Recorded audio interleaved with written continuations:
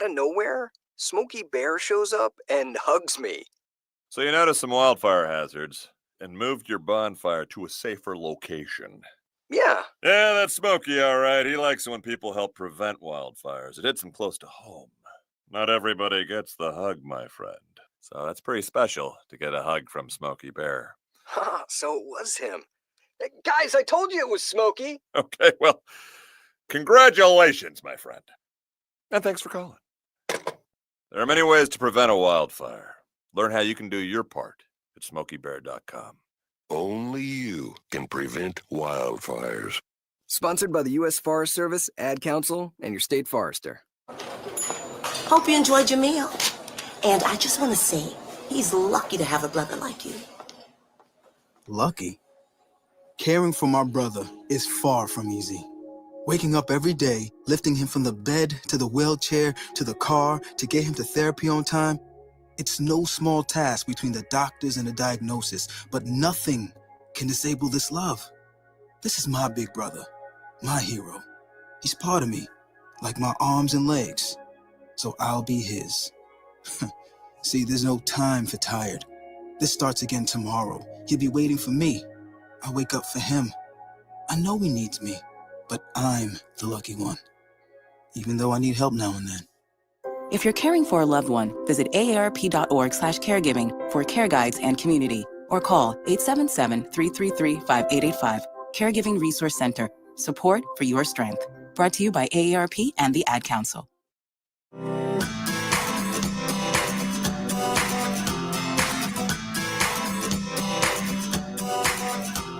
People been saying to your friend, get a different face, and posting on their feed, they're super ugly. The things they say to them online are cruel and they're not true. So tell your friend, I'll stand up for you.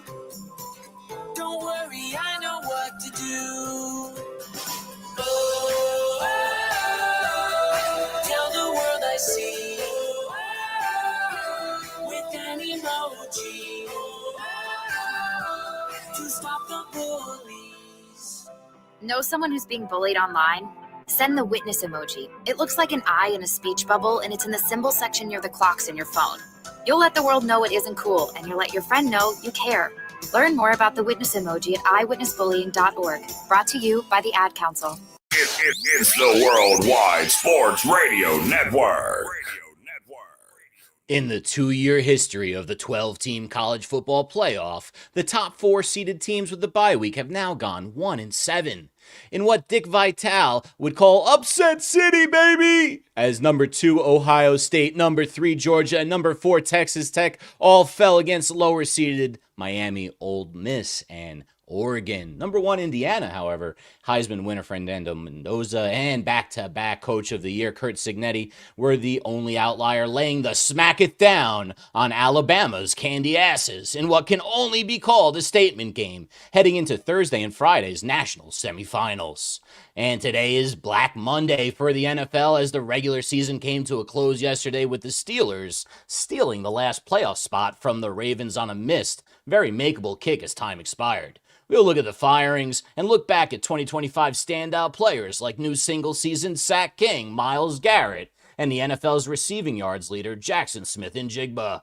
And before we learn some new Jabba rules and dial it up to 11, we will dive into the Yankees' silent offseason as more free agents sign with their rivals on another fully loaded, jam-packed, brand spanking new, live Monday night edition of Jabba and the Mouth. A significant. They're going to have a ton of money to spend. Why not put it in one of the top 3 offensive players in the league?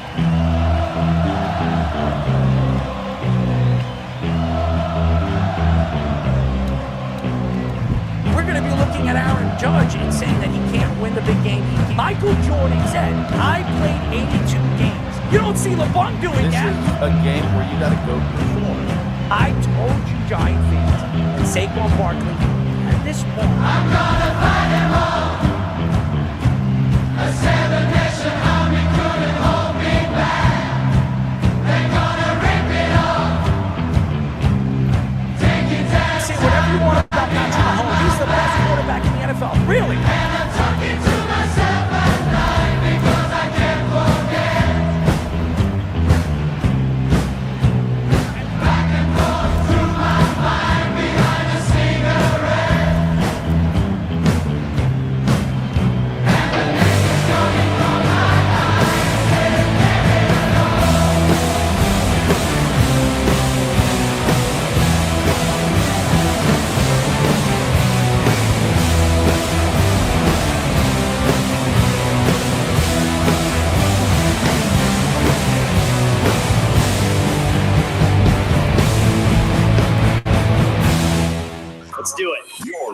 According to Jabba and the Mouth.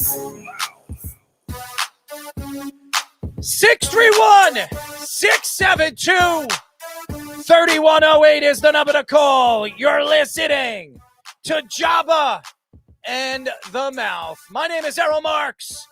My co-hosts are Mr. Flamethrower himself in the new year. He's hanging, he's dangling, hopefully not dangling in different areas. Ladies and gentlemen, Jabba Chamberlain. And the one they call Speedy. Hopefully he's not hiding in his pants or hiding somewhere else under the damn table. His legs are together and hopefully not squeezing you know what. Mr. Speedy Petey. You heard him, executive producer, Mr. Aaron Fishman, and on the board, Mr. Tommy Poops. Go to our website at www.worldwidesportsradio.com. Check out all our shows throughout the week, including Jabba and the Mouth every single Mondays and Thursdays at 7:30 p.m. All you have to do to tune in and check out our local listings for all our shows is go to our website at www.worldwidesportsradio.com. The number to call for the new year is always been the number 631-672-3108. Jabba was enjoying his dinner or something. I don't know because he just laid one out. Jabba, I got a question to ask you. Could you do the alphabet in burps? Because I had Speedy, stop laughing. I have had a friend that could do that, and he's. I don't think I can't burp on command. Really, you can't do that? No. Really? I mean, I don't think I could do it. Really, I could. There's one. You see that? You gotta suck in the oxygen and just let it out. It's like laying a fart. You know, if you can fart on command. Oh, absolutely, 100%. Shut up. Speedy, can I not do that? Oh yeah, I could do that. Seriously? 100%. I'm serious, dead serious. I could do that on command. I absolutely can. Dude, I'm all full of gas in many different areas, especially, I don't know if I'm all gas, no break, as Robert Saleh has come out and said plenty of times. And by the way, they had a lot of breaks on Sunday. I mean, I don't know about breaks, but they lost. But nevertheless, they have I don't know if they're going to get cut any kind of breaks against the Eagles on, what is that, Sunday or Saturday, Speedy? I don't know when that game is. Sunday. I think it's the middle game on Sunday. Well, you should know this, mister. I know everything about sports. But, it's been a crazy one. I want to say something. I know a lot of people are going to appreciate this. I got a new camera, and it's one of the high-profile. It's called Nearstream 20G. And I read about this camera before the new year, and I bought one.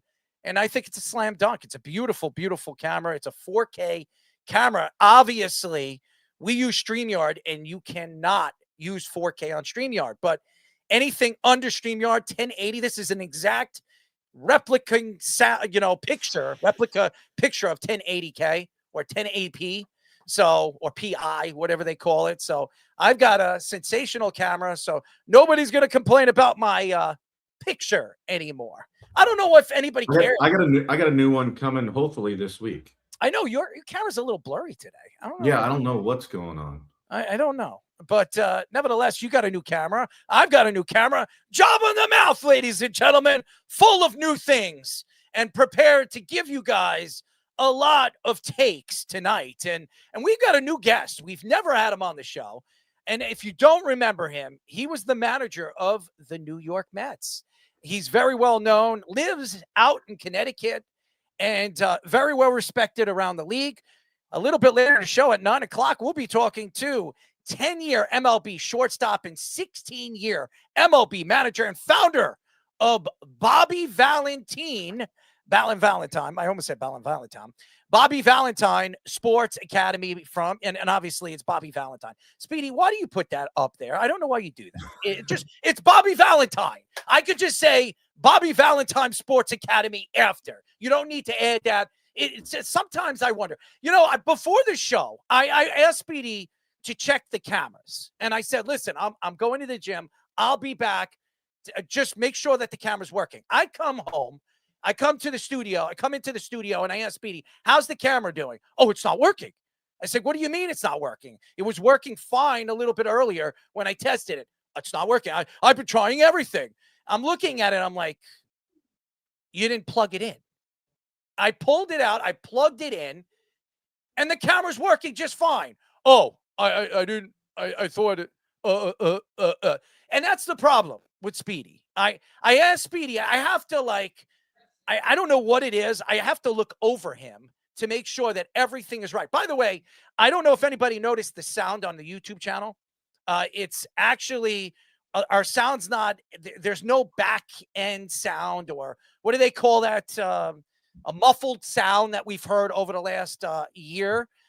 We figured it out. So hopefully, being that it's a new year, there's no more muffled sound on the YouTube channel. So there's a lot of good things happening here on a new show, a new episode in a new year, in a new year of 2026.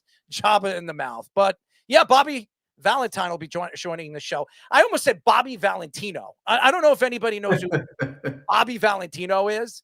He is an R&B singer.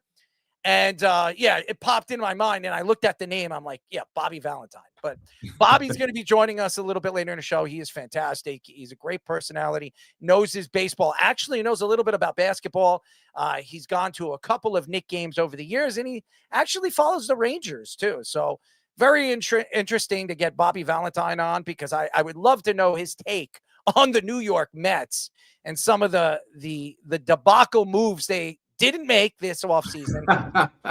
That's great. Yeah, and some of the debacle moves that they did make. So, I mean, there's a lot. There it is. Bobby Valentino. There it is. That's definitely not Bobby Valentine. They're completely different. I wonder if we can use AI to put their faces against one another and see how they would look together. I don't know. That would be an interesting sight. But anyways, let's get into it. We have a long show. We got a lot of content to get into. And the CFB is going on as we speak. The college football playoff quarterfinals did not disappoint, with 3 lower seeds: the number 5 Oregon Ducks, the number 6 Ole Miss Rebels, and the number 10 Miami Hurricanes advancing to the semifinals, along with number 1 seed Indiana Hoosiers. It started with Miami and quarterback Carlson Beck knocking off the defending champions Ohio State Buckeyes in the Cotton Bowl 24-14. Jeremiah Smith had 157 yards receiving for the Buckeyes in a losing effort, but the Hurricanes defense picked off freshman quarterback Julian Sayin twice, including a massive pick 6 later in the game. Oregon dominated Texas Tech 23-0 in the Orange Bowl. Oregon quarterback Dante Moore, who could be the number 1 pick, by the way, was solid with 234 passing yards, but 0 touchdowns and 1 interception against one of the best defenses in college football this year. Danny Lanning, Oregon's defense was even better, holding Texas Tech to just 215 total yards with 4 sacks and 2 interceptions. The next game was even more lopsided as the Indiana Hoosiers and Heisman Trophy winner Fernando Mendoza destroyed number 9 Alabama Crimson Tide 38-3 in the Rose Bowl. Mendoza had 192 passing yards, 3 touchdowns, while Alabama quarterback Ty Simpson was benched in the third quarter with just 63 passing yards. He also got hurt, so I think that's why he was benched, but that's a whole nother story. Ole Miss without Lane Kiffin upset Georgia 39-34 in the Sugar Bowl on a game-winning field goal with 6 seconds left. Ole Miss quarterback Trinidad Chambliss had 362 passing yards and 2 touchdowns in the win. Miami faces Ole Miss Thursday night in the Fiesta Bowl in Arizona, while Oregon faces Indiana on Friday in the Peach is that the Peach Bowl in Atlanta? I always, you know what it is? These names, these bowl names. You have the Peach, you have the Beach Bowl. I don't know what they call these bowl games anymore. It's absolutely ridiculous. But I want to go game for game, and I want to speak about every single game. I want to know all your takes from game to game. So first game was obviously the Buckeyes, who showed up or didn't show up against the Hurricanes. And what I could say about it is Carson Beck, I believe, I don't know if he had one of his best games, but he proved why he could be a late first-round draft pick. Now, the numbers wouldn't show that, and I know everybody's going to say, well, Carson Beck didn't really dominate the game. When you look at what Sayin did, Sayin put up, I think, 280 yards. He still had a good throwing game. He didn't look bad. He did throw 2 massive interceptions, 2 really bad interceptions, but he's a freshman. And he was a Heisman Trophy candidate as a freshman. And he's going to have another chance next year with a very good recruiting class, with one of the best coaches in the country and one of the loudest coaches in the country after the game. And we'll get into that in just a few moments. And to me, was just dominated by a Hurricanes defense, just absolutely obliterated the Ohio State offensive line. Now, Ohio State's offensive line has been really, really good all season long. They have 3 guys that are absolutely going to be either first round or second round picks. They're tremendous. And the Buckeyes could absolutely run the ball, and they ran the ball very, very well all season. But against the Hurricanes, in certain aspects of this game, they couldn't. The Hurricanes in Bain, who I think Bain is going to be a top 5 pick, showed why I believe you look at teams like the Jets, who might trade down, or maybe even the Giants at number 5, looking for another pass rusher because Thibodeau might not be a part of the organization for much longer. Bain could absolutely be a top 5 pick. But they had a tremendous showing, the Hurricanes front 7, and they put a lot of pressure on Sayin. And what was so impressive, and I'll say this, what was so impressive about the Hurricanes is it wasn't like they were a first half team and they didn't show up in the second half and the defense really had to pick up the pace. They played well in the first half and they played very well in the second half. And you would have thought that Day was going to be the better coach in this game, but he wasn't. And I was questioning Day calling the plays, the offensive side of the ball. I think before the game there was a story that came out that Day was not the offensive coordinator. Who's the offensive coordinator? Chip Kelly. No. Was it Chip Kelly? No. Yeah, it was Chip Kelly that stepped down, and this was the whole tension throughout the season. Brian Hartline was the other receiver coach that actually got promoted somewhere else. That's what I said. Brian Hartline was supposed to be the offensive coordinator of the game, and like 24 to 48 hours before the game, Ohio State and Day announced that he is going to be taking over the play calling. I don't know if that affected the game plan, but you can see the difference early in the game that Sayin wasn't comfortable. The play calling, you saw that Sayin kept going in and out of the huddle, trying to figure out what he wants to run and how he wants to run the plays. You could see that there was something going on in the circle and on the sidelines with the Ohio State Buckeyes. You think there's a miscommunication between those guys? Absolutely. And what I heard before, like 3-4 days before the game, is Hartline's going to be taking over the play calling, and he was the guy. And then you could see him on the sidelines, and he wasn't holding anything but a clipboard or a tablet. And you can see that he was frustrated. A lot of the players, a lot of the offensive side of, Smith, you could tell when there was timeouts being called and they were huddling up on the sidelines, and when Day was talking to Smith and talking to Sayin, that there was some kind of discommunication. There was. Now, that doesn't mean that Day isn't a good offensive play caller, because he's proven to be. If you look at his past and what he has done as a coach and as an offensive play caller, he's been very successful on the sidelines. But you could tell that they weren't running the ball like they usually do. And that was because the Hurricanes were clogging up the middle, forcing them to throw the ball. Now, Smith, we all know Jeremiah Smith is going to be a star in the NFL, and he's a star right now in the NCAA. And I believe the Hurricanes said, hey, listen, if this guy only beats us and we shut down everybody else, we're going to win this game. And that's what they did. Jeremiah Smith was the only one that was really beating him to the punch.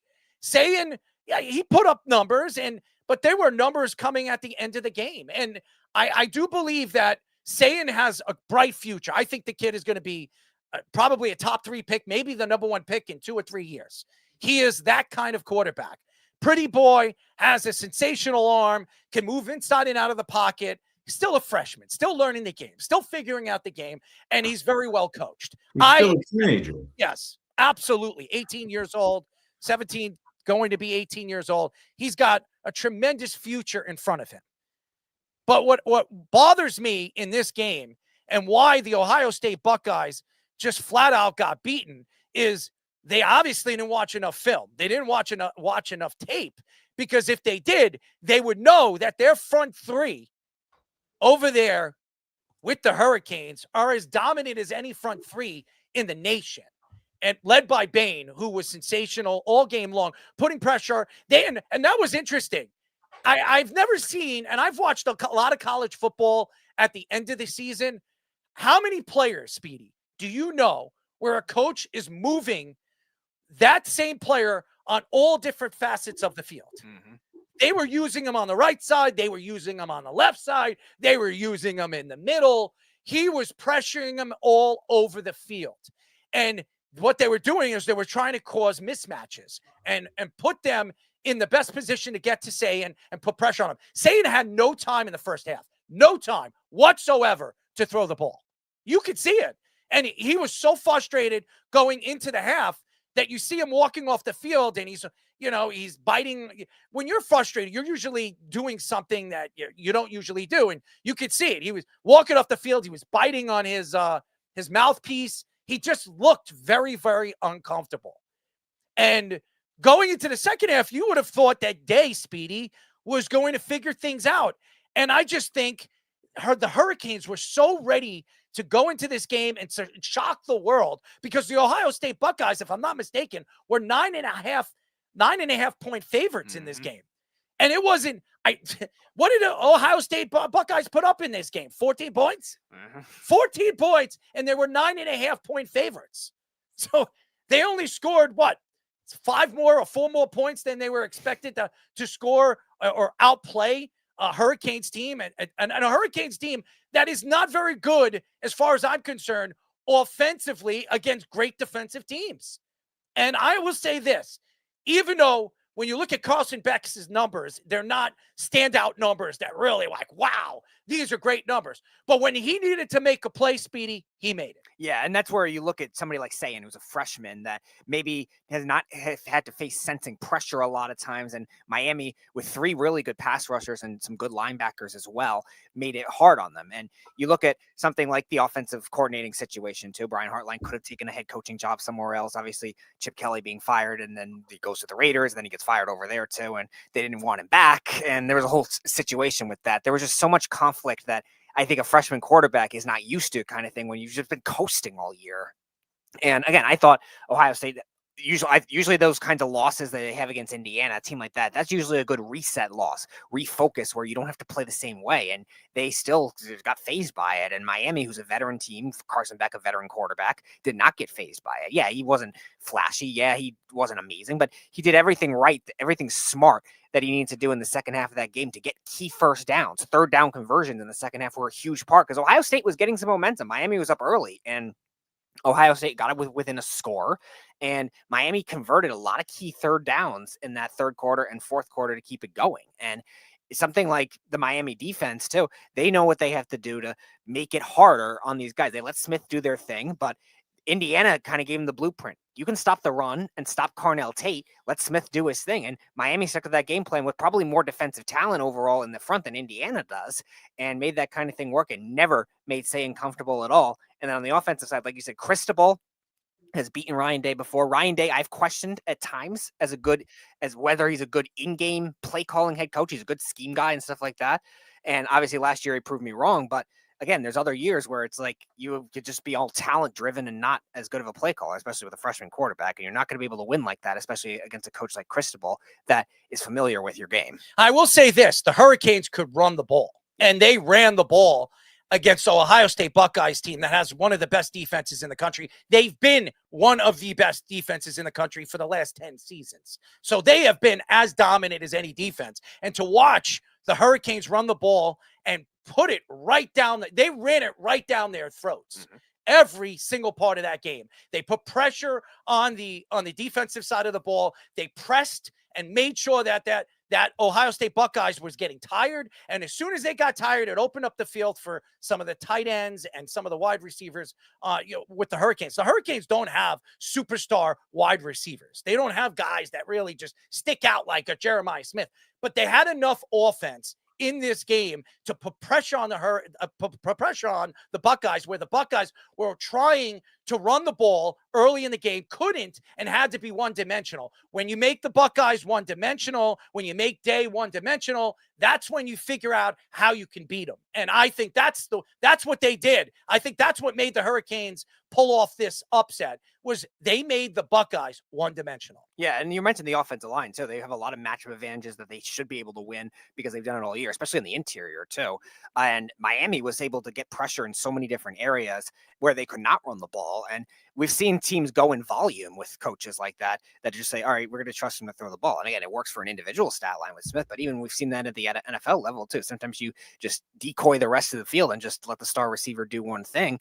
And then all of a sudden you don't have a consistent enough passing game. And again, when you lost all the talent that you lost from last year, too, from the championship team, it's just hard for a young quarterback to adapt. And Ryan Day never adapted. Sayin obviously struggled. And also shout out to a guy that we've had on the show, too, Keontae Scott. He got the pick 6 in that game. We had him on the show when he was with Auburn, now with Miami, getting the interception. But great for Miami's defense. Now they get a test with Ole Miss next week. We'll see how they do with that. But this is a really good win for a team like Miami.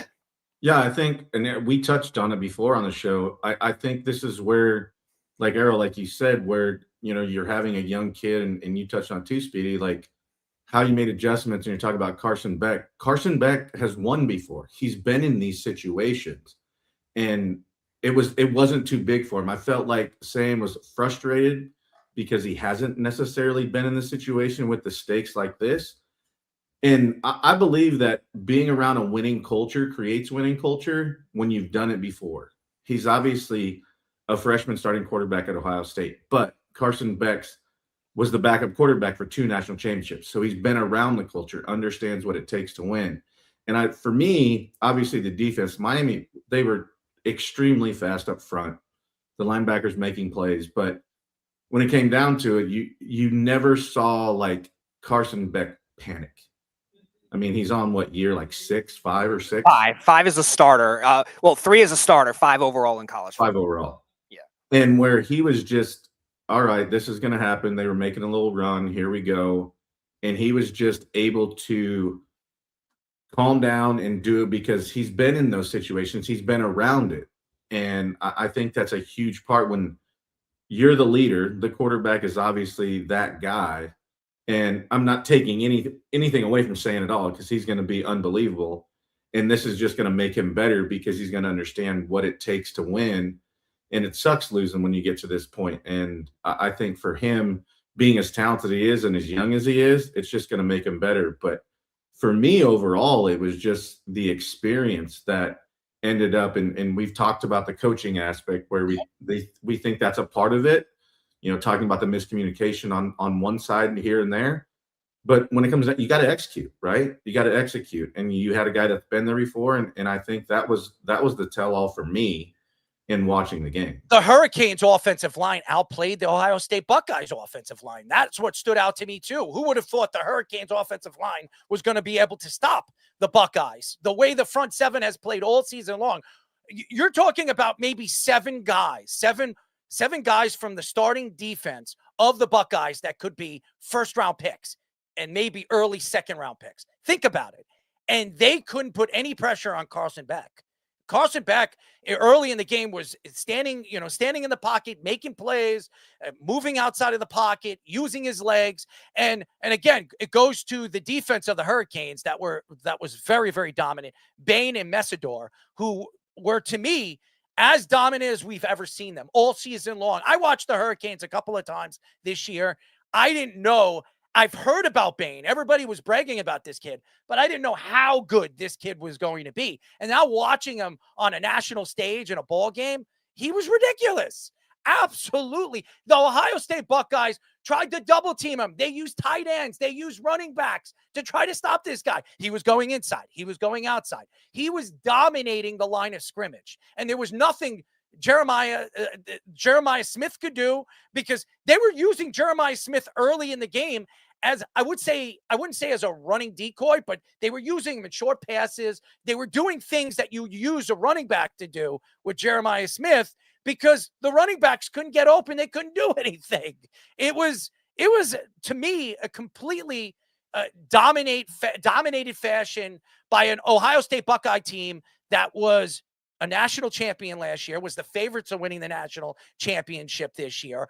I think everybody, you heard, we had Scooby on last week, and Scooby said, I'm going with Ohio State. I had them in the beginning of the year. And when you look at their recruiting class, you can't even argue their recruiting class wasn't the best recruiting class by the way they played all season long. They were sensational, absolutely sensational.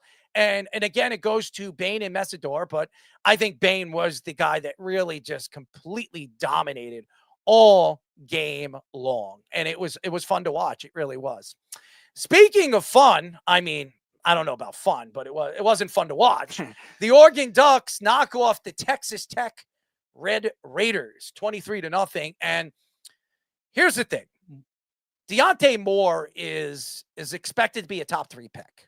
And now that the Jets are sitting at 2 and the Raiders at 1, there's going to be a lot of questions on where both teams are going to be looking at these two quarterbacks and how they're going to be looking at these quarterbacks. And both guys are going to be facing against one another in the semifinals.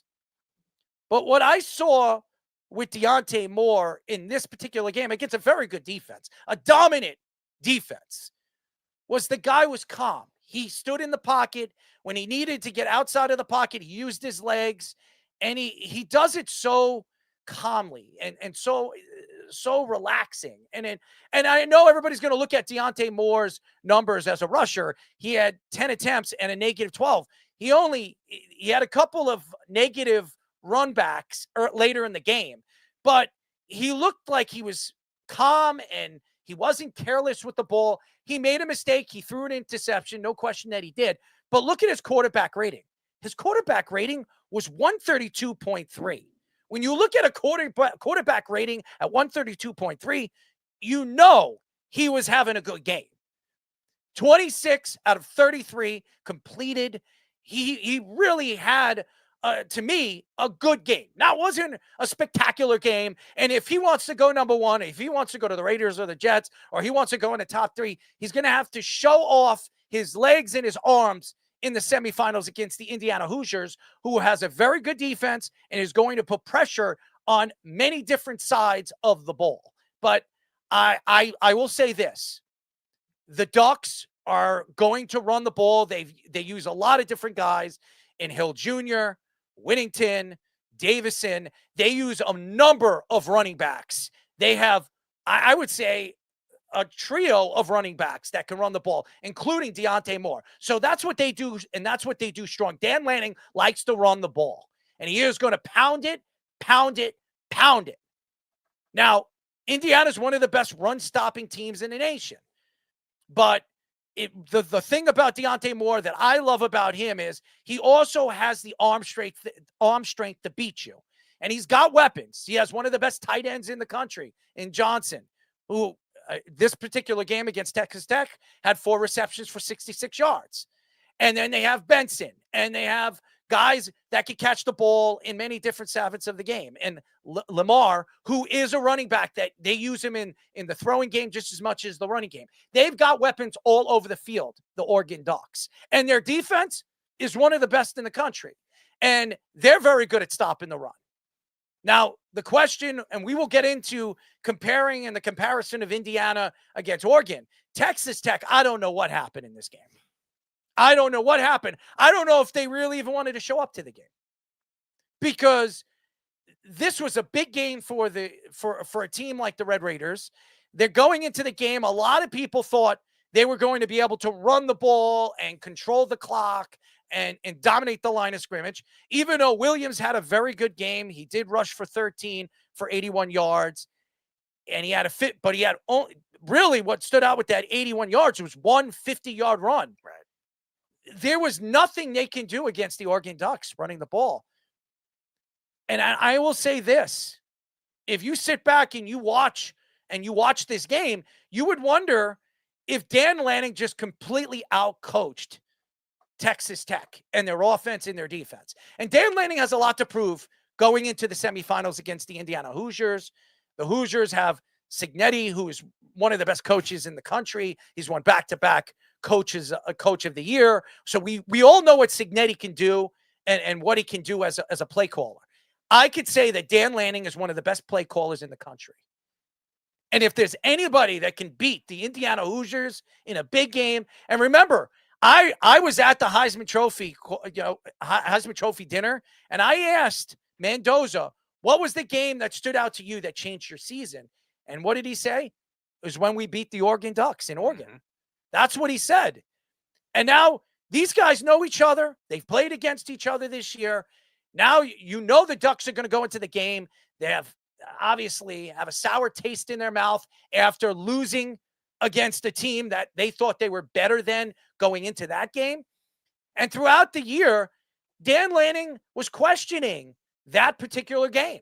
And now you look back and you wonder, is this Oregon Duck team good enough to beat the Hoosiers in the biggest game of Dan Lanning's career, Speedy? Yeah, they're one of the teams that are most balanced, I think, even going into the playoffs. And I think of the 4 teams left, they definitely are, because you mentioned it. They can run 3 different running backs, and they've also run a lot of receivers as running backs as well, which can make it very interesting. Now, you're right. Oregon's offense, I don't think, was like super amazing in this game, but Texas Tech does have a tough defense, and it took them a while to get going. Oregon in that game, that was a scoreless game, very sloppy first quarter in that game. You mentioned that one run with Texas Tech in the second quarter was their big spark, but then they never did anything else on offense after that. And Oregon, while their defense did play very well, their offense can't start slow against a team like Indiana like they did in this game. And Dante Moore, like you're saying, he made some good decisions. He made some bad decisions. I still want to see a little more from him for a quarterback that was one of the best statistical ones in the league. But like you said, Lanning, it's weird to think, like, Lanning is he's only a 4th-year coach, and yet he's one of the more experienced coaches left in this tournament. And it's because he's coaching. He is the best play caller in this tournament. I agree. And the reason for that is I think he's making it where this offensive line can still dominate, and even against a good Texas Tech defensive line. And schematically, they know how to get the blockers there to help out their running game too. And that just wore out a team like Texas Tech over time. And Texas Tech, if they can't get any possession time on offense, wasn't going to be able to do anything. Now, will Oregon be able to transition that to Indiana? Will be another question, because Indiana can stop the run, definitely. But at the same time, Oregon's defense shows that they can play with anybody. And a lot of people were questioning their schedule, but they've definitely made a mark. And then there's the Indiana Hoosiers. Everybody expects to go to a national championship. Cignetti, best coach of the year. Mendoza, Heisman Trophy winner. Going into a game against the Alabama Crimson Tide, a team that I believe should not be here. Notre Dame should have made it. But going into the game, a lot of people thought that Alabama was going to create a lot of problems for the Indiana Hoosiers. And boy, oh boy, there was no problems even set by the Alabama Crimson Tide. I don't even know if Alabama realized that they were playing in a football game. Maybe they were still asleep. I have no idea what was going on with Alabama. This is a very prestige school, a team and a program that's won national championship after national championship. I know this isn't Nick Saban. This is DeBoer. And DeBoer is still one of the best offensive minds in the country. There's no question that he knows how to make plays, and he knows how to play call a game. We've seen him do it very, very well when he did it with Washington. But this was his chance. This was Alabama's chance to knock off a number 1 seed and shock the world, shock the whole, I guess, the committee, and tell the committee, you were right. You were right to pick us, not Notre Dame. And boy, oh boy, were they wrong. The committee was absolutely wrong watching this game. It was completely dominated by the offensive line of the Indiana Hoosiers. They dominated the line of scrimmage. I know when you look at it, they had 3 sacks against Mendoza, but those 3 sacks came at the end of the game. Before, really, it came in the third quarter, going into the fourth quarter. The game was over. It really was over by the time they were sacking Mendoza. And the thing is, Mendoza didn't have one of those games that really just like wowed you. I mean, his quarterback rating was 250.2, which is ridiculous. I don't remember a quarterback that had a quarterback rating in a quarterfinals of 250.2. But nevertheless, it wasn't one of his best games. He was 14 for 16, 192 yards, 3 touchdowns, and he was sacked 3 times. But what made the game so fun to watch was Alabama is a good defense. They're not a great defense, and it's been their problem. And here's the thing. Alabama needs to figure out what's going on in their running game because they cannot run the ball. They've had problems all season long on running the ball. And Alabama forever has had one of the best running teams and running games in all of the country, year in and year out. Go look at the running backs that have come from the Alabama Crimson Tide. Derrick Henry's one of them. He's a Heisman Trophy winner. There's a lot of great running backs that have come from the Alabama Crimson Tide. But for some reason this year, they've had problems running the ball. The offensive line, that they definitely need to go out there and recruit better offensive linemen. And maybe they have a better recruiting class, or maybe they go into the portal and find somebody from somewhere else. But this is not a good offensive line. And Ty Simpson did get pulled, but he was not healthy. He got hit too many times in the game. And again, the Hoosiers put a lot of pressure on Ty Simpson. Now, the question is Ty Simpson going to go into the draft this year, or is he going to skip the draft and play one more season, one more year, and then go into next year's overloaded quarterback draft? Because this year, when you look at it, the only 2 guys that are probably going to be drafted in the top 10 is Mendoza and Deontay. Those are the only 2 guys that are probably going to be drafted in the top 10. This is not a quarterback class. And a lot of people question Mendoza. Is Mendoza an NFL quarterback? And like we were just saying, Speedy, is Deontay an NFL quarterback, or is he NFL ready? So there's a lot of questions to Moore if he's going to be ready. Are they going to, whoever drafts him, are they going to sit him out for 6 or 7 weeks before they play him? Because that's what the Giants did with Jackson Dart. Well, they waited only 4 weeks to get Jackson Dart on the field because Russell Wilson absolutely sucks, and they weren't trusting Jameis Winston. But what I could say about this game was complete, total domination. DeBoer got outcoached by Cignetti, and DeBoer is not a bad coach. I know a lot of people would probably say, fire DeBoer. This is what, DeBoer's second year? Yeah. And this is the problem when it comes to fans and obviously the way they arrange the way they pick their coaches and arrange their defenses to the offense and really try to discover who they are and what the team's personality is on the field. I will say this. Indiana should be here. Indiana deserves to be the number 1 seed. Indiana has done everything right this season to be sitting in the semifinals as the favorites of going to the championship game and possibly being this year's national champion and Indiana's first national championship as a football team. Yeah, it's one of those things where you look at these program debates of who should have made it: Oklahoma, Notre Dame, Indiana, or Alabama and Miami. Those were the debate. Indiana looks like would have dominated every one of them.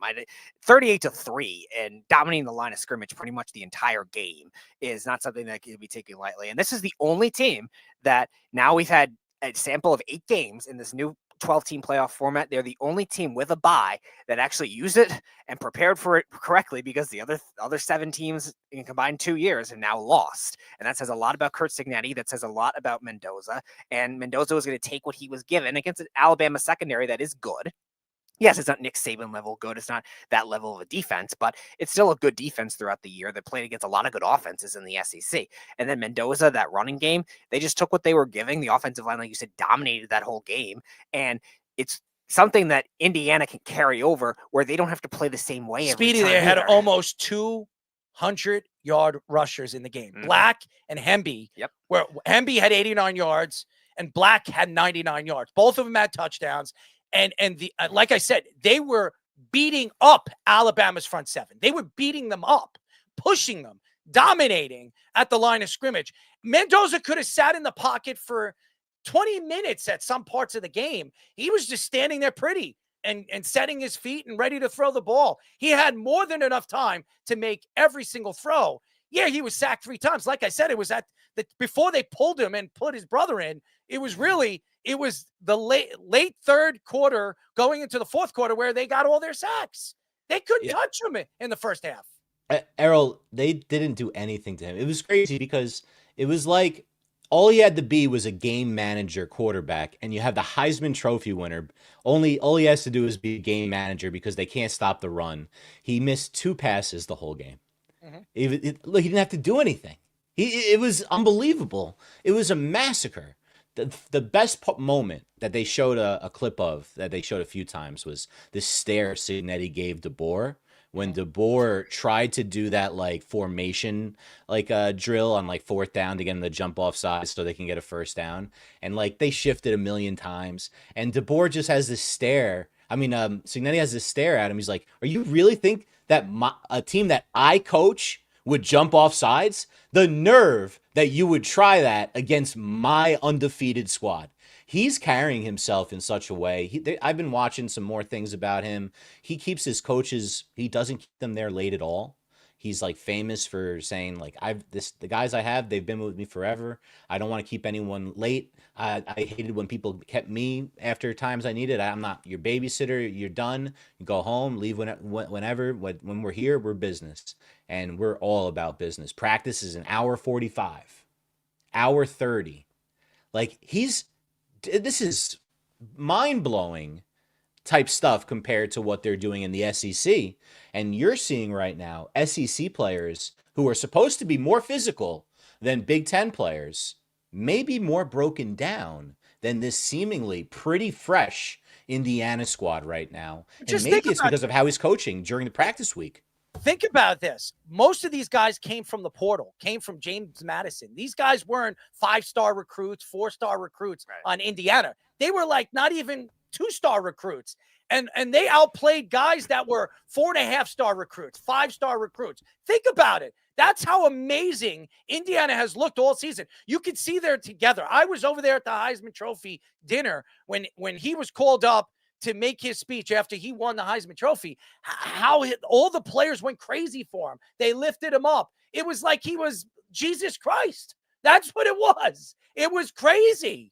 I've never seen. I've been to. This was the second Heisman Trophy dinner I was at. I was at the Gremlins last year. Okay, and none of it, besides Deion Sanders and Shedeur Sanders, none of his teammates actually came to the dinner. Nobody cared that Travis Hunter was going to win the Heisman. He shouldn't have won the Heisman, but you can see how much love his players have for Mendoza. They love him.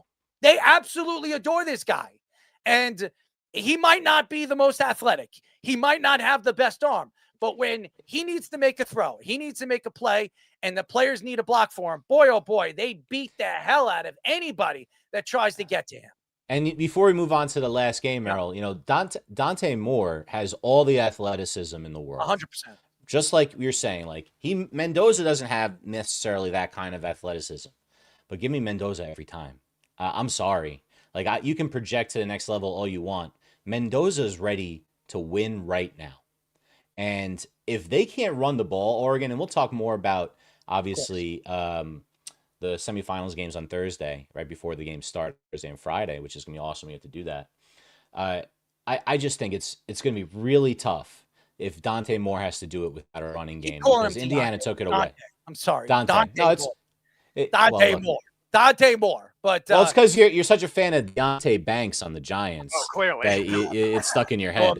No, I'm not. Speaking of probably the best game of all of the CFB, of all 4 games, was, and I'll say this, it was Ole Miss and Georgia. This game was sensational to watch. It was back and forth, defense to offense.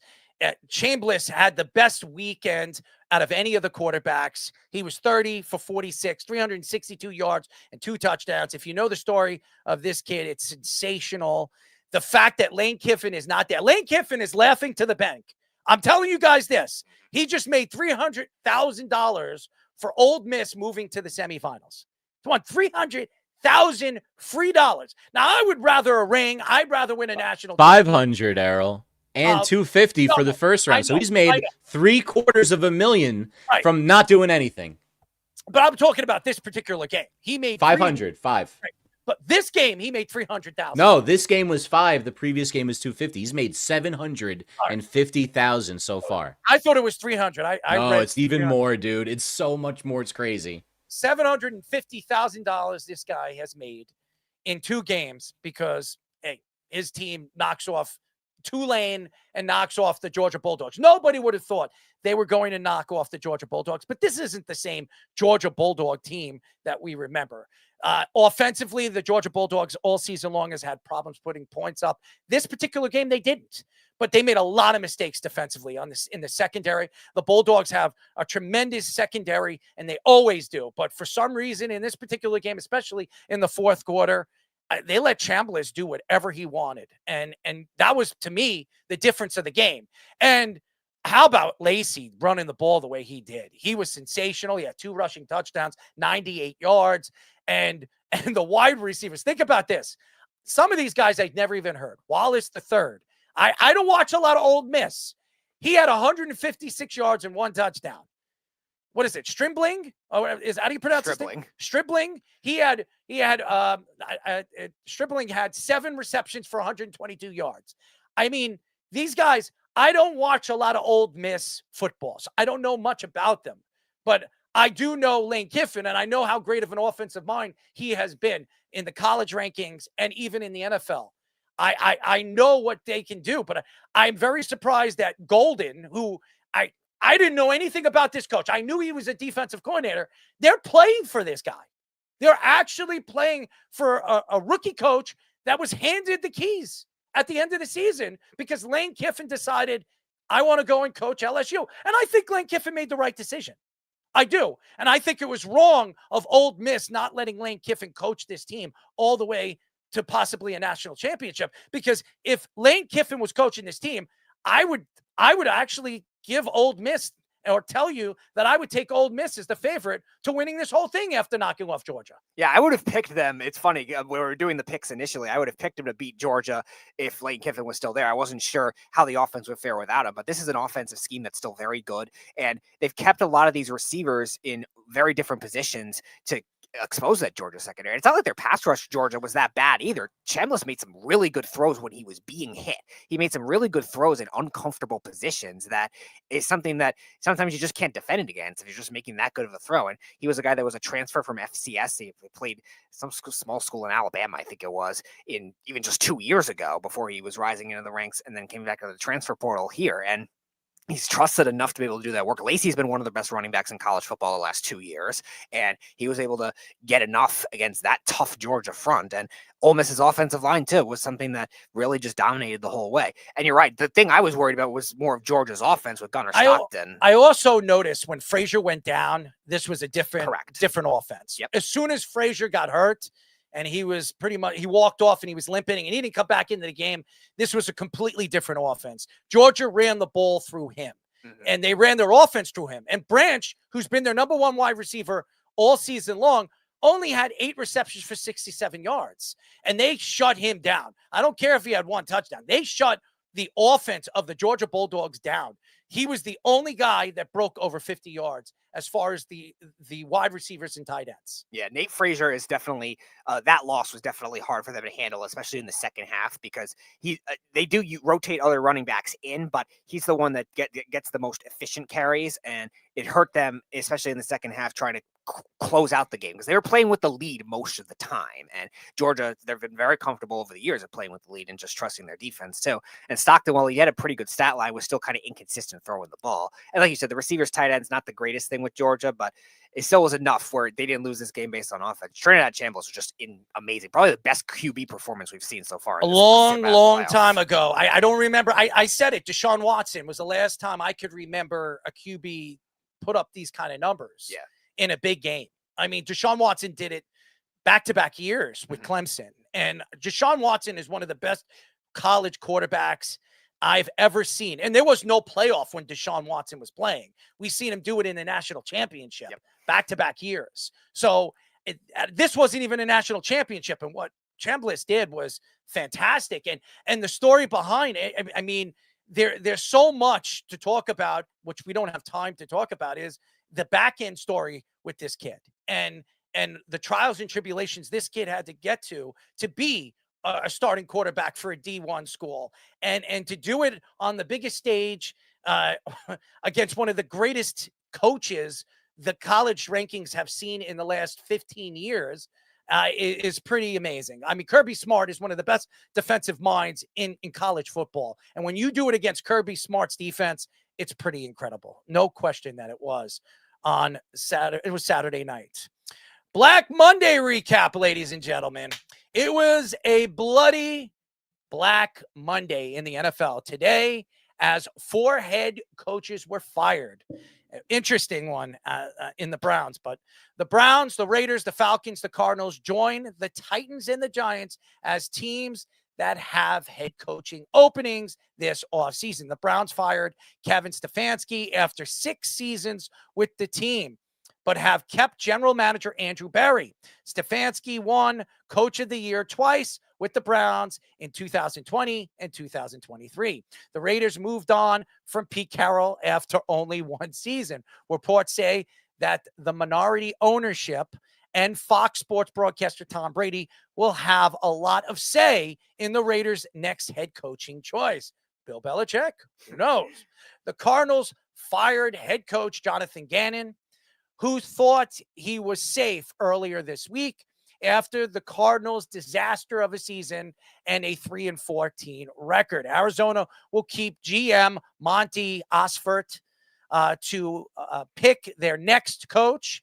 The Falcons, after missing the playoffs for the 8th straight year, fired both head coach Raheem Morris and general manager Terry how do you pronounce that? Fontenot.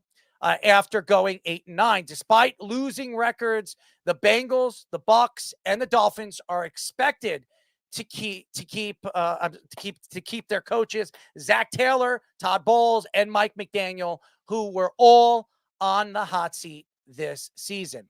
And to recap the regular season league leaders, Matthew Stafford led the league in passing yards, 4,707 yards. GSN led in receiving yards, 1,793 yards. James Cook led the rushing yards, 1,621. Myles Garrett set a new single-season record with 23 sacks.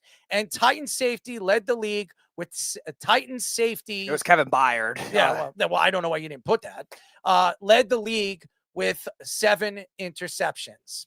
So I'm not surprised on any of these coaches except Kevin Stefanski. I am very shocked that Kevin Stefanski winning 2, and by the way, move your phone, Speedy, because it's making that sound again, and I told you that to keep your phone away. Kevin Stefanski, your phone, move your phone. Kevin Stefanski is a coach that is very well respected around the league. The Browns have not been a very good offensive team. They've had backup quarterbacks fill in for starting quarterbacks. Deshaun Watson has really not done what he was expected to do under Stefanski because he can't stay in the lineup because of injuries and some of the back end stories, the rub and tug and all that other stuff with Deshaun Watson. But I don't know if Shedeur Sanders was the reason why they had to fire Kevin Stefanski. I don't believe Kevin Stefanski wanted Shedeur Sanders. As a matter of fact, I could believe that Stefanski never wanted to start Shedeur Sanders until he was forced by ownership. Now, Shedeur Sanders' jersey is one of the highest sold jerseys in the NFL. I think it was 4th or 5th in all of the NFL. But here's the facts, guys, and I think you need to understand this. They have never drafted right at the quarterback position. Does anybody remember Tim Couch? Tim Couch was a great college quarterback, and he was a fairly decent NFL quarterback. He wasn't good. And we could go down the list of quarterbacks over the years that they drafted. Baker Mayfield, they got it right with Baker. They let him go. After 2 or 3 seasons, they let Baker go. After the one season that he had where he was 1 game away from going to an AFC title game against Kansas City on a trick play by Andy Reid. There was no surprise with any of Jonathan Gannon should be gone. He should have been gone last year. Raheem Morris should have never been hired. It should have been Bill Belichick. Well, we could think, I think the Atlanta Falcons and the organization should thank Robert Kraft on that move. I mean, Bill Belichick would be the coach right now for the Atlanta Falcons. Maybe the Atlanta Falcons would be in the playoffs today. I was surprised that Todd Bowles still has his job. Todd Bowles has not been good. His team has went from one of the better teams in the NFC and one of the worst divisions in all of football and fell out of the playoffs I know they didn't have Mike Evans and Godwin can't stay healthy, but Egbuka's been one of the best rookies in the league. I know they lost their running back, but injuries happen. Your defense, which you're known for your defense, you're known for your blitz packages. Why did your defense play up to par this year? Why was your defense one of the worst defenses in the NFL this year? That has something to do with coaching. And I know both his offensive coordinators and Canales, who went to the Jaguars, who, by the way, are in the playoffs. Cohen went to the Jaguars, and Canales went to the Carolina Panthers, who both teams are going to the playoffs. Both teams looked very, very good in certain aspects of their game this season. And you can see what type of coaches they were for Baker Mayfield. There is no excuse for the lack of play and really the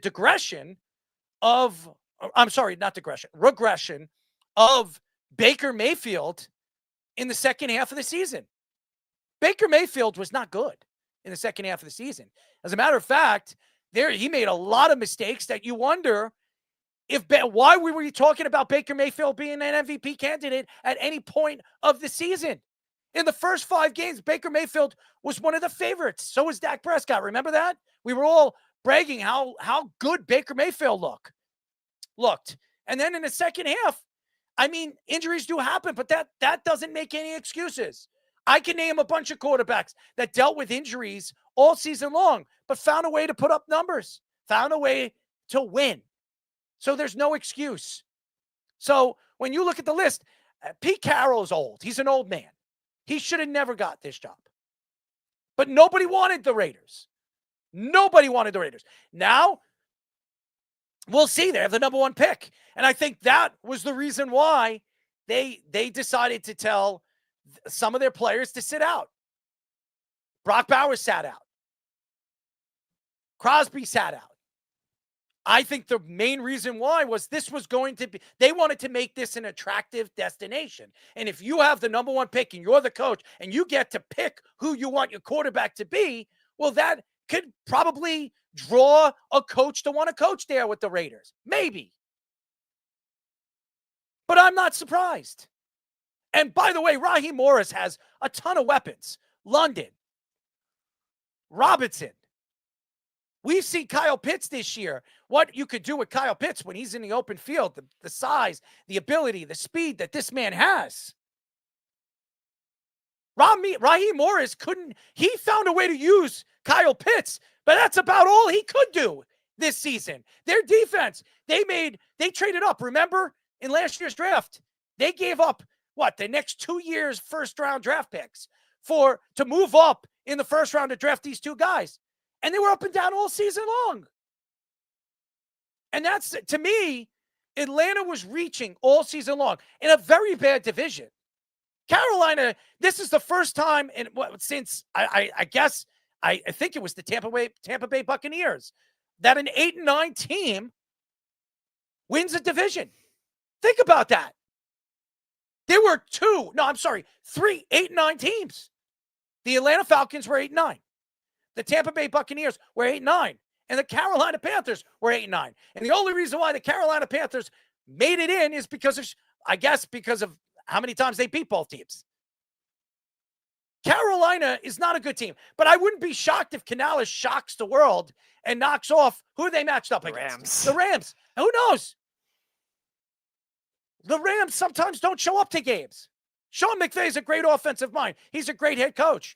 But there are games just like Kyle Shanahan that he doesn't show up. His play calling isn't good. And I will say this about Carolina.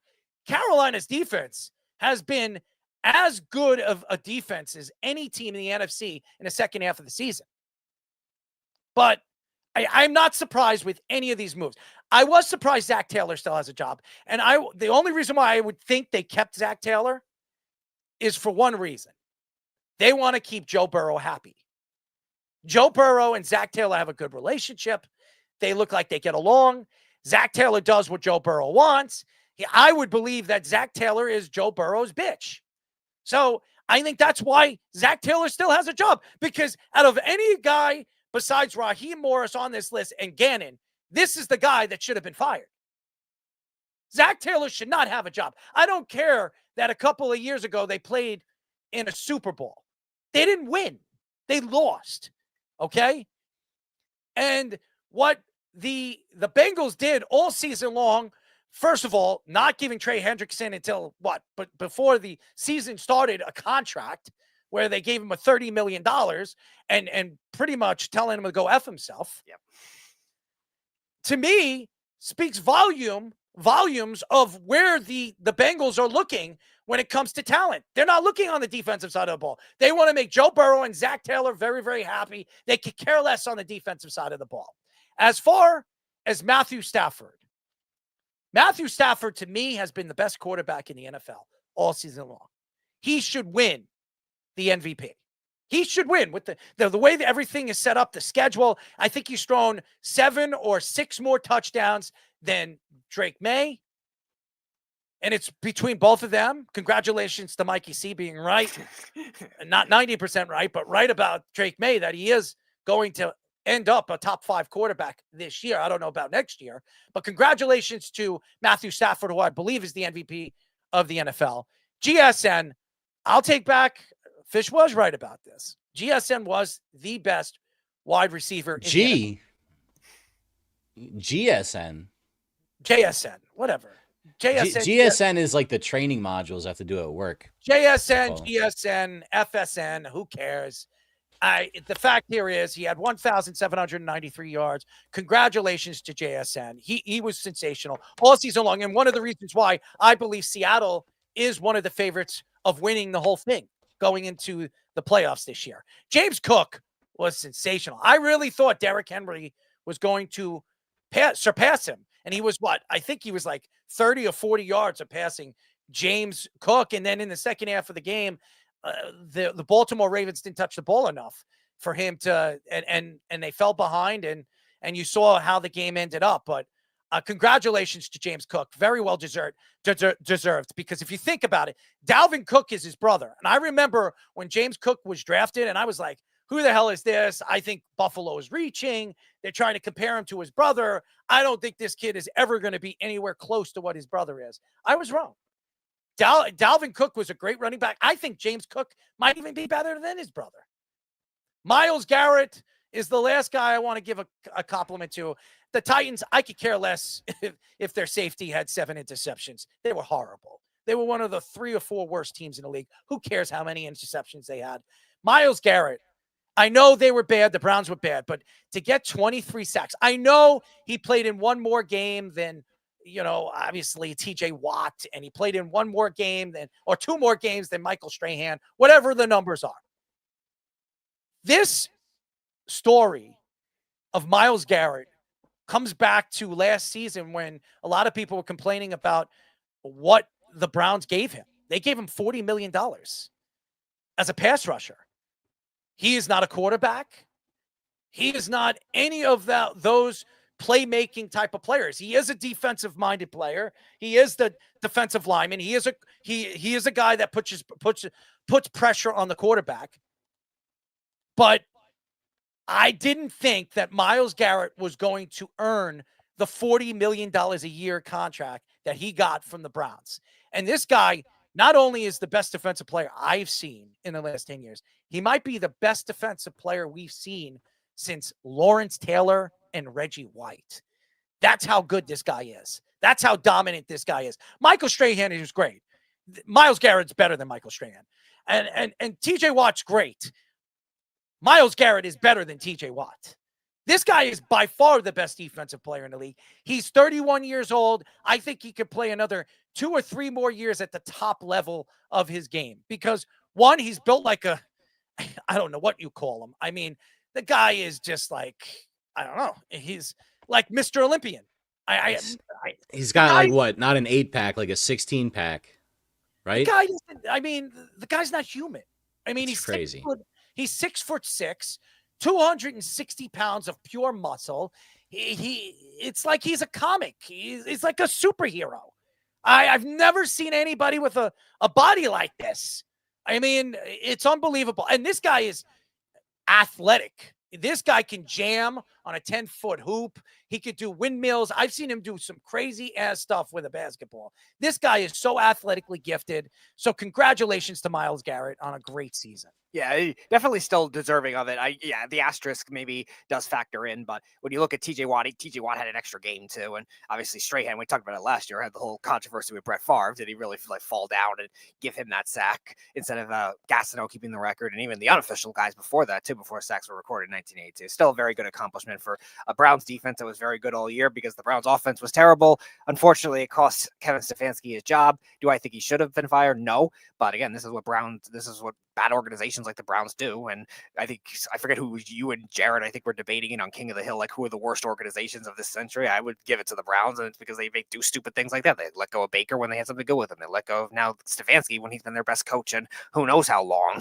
And now you're going to have a destination that, Shedeur Sanders has fan enticing. It doesn't mean a coach is going to want to coach him when he's been uncoachable the whole time in college and in the NFL level. So good luck trying to get a guy that you're going to be able to get a good coach for. Atlanta, they're different because I think they have good weapons. And I think a lot of offensive guys are going to want to coach. Stefanski is going to get that job. I was going to mention that. Stefanski, I was mentioning at the beginning of the year, could be a candidate for them because he has familiarity with Kirk Cousins. He coached there in Minnesota before he became the Browns head coach. And he runs a lot of 2 running back and 2 tight end sets, which really is a strength of what Atlanta likes to do there.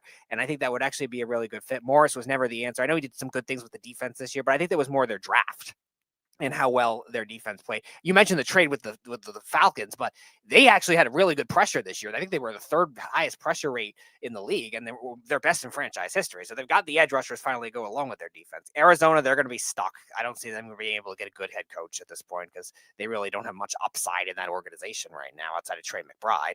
And the Raiders, we'll say if they can keep their stars happy over there because we know Tom Brady's going to have his own ego when it comes to this coaching decision. I got to throw some water on the Myles Garrett deserves an asterisk argument. There's something that's more important than how many games you played, and it's how many snaps you were on the field for. Now, would you believe that TJ Watt almost played 6 games worth more of snaps in his year, that he got 22.5 sacks? Because that dude never came off the field. He played like 100% of the snaps. And I had the numbers right here. In his year, in 2021, TJ Watt had 22.5 sacks on 616 snaps. In 2001, Michael Strahan, same 22.5 sacks, 567 snaps. So Strahan's was a little bit more impressive, unless you count the Favre thing as being fugazi. Myles Garrett, 437 snaps, 179 less than TJ Watt. That's like a third of a season less of snaps. That's crazy that he was that much better than TJ Watt's season. It's unbelievable to me. Wow. Speaking of interesting, it was a pair of seasons to try to forget for the 3-14 Jets and the 4-13 Giants in the Meadowlands. However, despite the consistent failure under his leadership, Giants ownership announced today that GM Joe Schoen will be back for 2026 season. Both John Mara and Steve Tisch referenced Shane's successful 2025 NFL draft as a reason to keep him. Multiple reports that say that Kevin Stefanski has emerged as the favorite for the Giants head coaching position after being fired by the Browns. The Giants are expected to start their head coaching search today, which will reportedly include interim coach Mike Kafka, who won the last 2 games of the season, pushing the Giants back to the number 5 pick in the 2026 NFL draft. The Athletic's Zach Rosenblatt reports that Aaron Glenn is confirmed to be back with the Jets, despite a lack of a successful season. The Jets became the only team in NFL history to have 0 interceptions on the season. Offensive coordinator Tanner Ekstrand and special teams coordinator Chris Banjo will also return. But the Jets will need to search for a new defensive coordinator after firing Steve Wilks a few weeks before the end of the season. The Jets will pick at number 2 in the 2026 NFL draft. ESPN's Rich Cimini reports that the Browns defensive coordinator Jim Schwartz, Bears defensive back coach Al Harris, and former Jets safety and Broncos defensive back coach Jim Leonard are candidates for their defensive coordinating job. Cimini adds that the Jets are likely to part ways with Justin Fields after June 1st, which would save $10 million of cap space. The Jets will have approximately $74.8 million going into the offseason, while the Giants will have just over $11 million. Well, first things first is the New York Giants. Joe Schoen should not have a job. He should not have a job. I have no idea why John Mara and Steve Tisch has decided to bring this idiot back, because I don't care how good his 2025 draft was. The season was a debacle. And ever since he's taken over this job, has the Giants won more? They had, one good season, I think? Yeah. One good season? Their one playoff year at 9-7-1. One good season with Joe Schoen. After that, it was a debacle. He was the one that decided to bring Dable in. He was the one that decided to make some of those moves over the last couple of years in the draft that have failed to work. He decided to draft a defensive lineman that has failed, I believe, an offensive lineman that definitely has failed, and Evan Neal. I mean, there's a lot of mistakes that this team and this organization has made over the last couple of years in drafting and bringing in free agents. One of them, not signing Saquon Barkley, which has cost them. And you could see the Eagles are laughing right to the bank, because guess what? They have won a Super Bowl with Saquon Barkley, and Saquon Barkley almost broke Eric Dickerson's record last year before the season was over. Nevertheless, that the fact that you're hearing Kevin Stefanski, I've heard, obviously, McCarthy, I think Kevin Stefanski is going to have a lot of teams interested in him. I don't think, even though the Giants are going to be looking at him and trying to make a push for him, is Stefanski going to want a Giants team that has a wide receiver coming off of a torn ACL? I don't know. We don't know what type of player he's going to be when he comes back. They don't have a running game. Let's be honest. I don't care what anybody says. I think they have 2 good number 2s, and we don't know how this is all going to work, because one of them is coming off a major injury. I know you all like Scatterboo, but Scatterboo is not a number 1 guy. He's a banger. He's a number 2. That's what he is. They don't really have a number 1 running back. So Giant fans, calm down. The one thing I could say about the Giants, which there's a lot of questions to it, is Dexter Lawrence. You're hearing that he could be traded in the offseason. If they move Dexter Lawrence, that could significantly hurt the Giants defense next year, which has been their strength, their front 7. It's been their strength. They have one of the best pass rushers in the league this year. They had a rookie that didn't show up to practices, didn't show up to film time, who looked good in certain aspects of the game, but I don't know if he can be controlled. And this is an organization that has failed to win since 2011. And I told all the Giant fans, you all had taken shots at Eli Manning year in and year out. We want to get rid of this guy. And now that Eli Manning is gone, who do you have to replace him? Now, I like Jackson Dart. I think Jackson Dart's going to be a good player in this league if you get the right coach in place. Stefanski, you bring in Stefanski. Has he developed any quarterback? Honest to God, Baker Mayfield was good. But when he left Kevin Stefanski, he wasn't. It was when Baker Mayfield left the Rams is when he transitioned or changed his worth as a quarterback. It wasn't Kevin Stefanski. So, Giant fans, I know everybody is looking at Kevin Stefanski. Oh, he was coach of the year. He never developed a quarterback with the Browns. And let's go through some of the quarterbacks he's had. He hasn't even done well with a quarterback that was successful in Deshaun Watson. But there is somebody that has developed quarterbacks, and Mike McCarthy. And I've been saying this over and over and over again. If the Giants want to turn Jackson Dart into the quarterback of the future for their organization, it is Mike McCarthy is who they should be hiring. So I know it's a sexy pick, and Kevin Stefanski is going to make his decision. Do you really think that Kevin Stefanski is going to want this job? Do you think he wants to work with Joe Schoen, who could be fired next year and have to deal with another GM? The answer would be no. Because if Kevin Stefanski goes to Atlanta, he has more say. He has more talent. I mean, it makes more sense for Stefanski to go there than the New York Giants. So, Giant fans, you better hope Mike McCarthy's the one to be picked. Now, as far as the Jets are concerned, Jet fans, I'm being honest here. Aaron Glenn was not the problem this year. He wasn't. The problem with the New York Jets is pretty simple. It's Woody Johnson. Woody Johnson needs to stay the hell away from this team. Let Moji and let Aaron Glenn do their jobs. Let them build this team from the bottom to the top. This was not Aaron Glenn's team. It wasn't. It wasn't Aaron Glenn's team.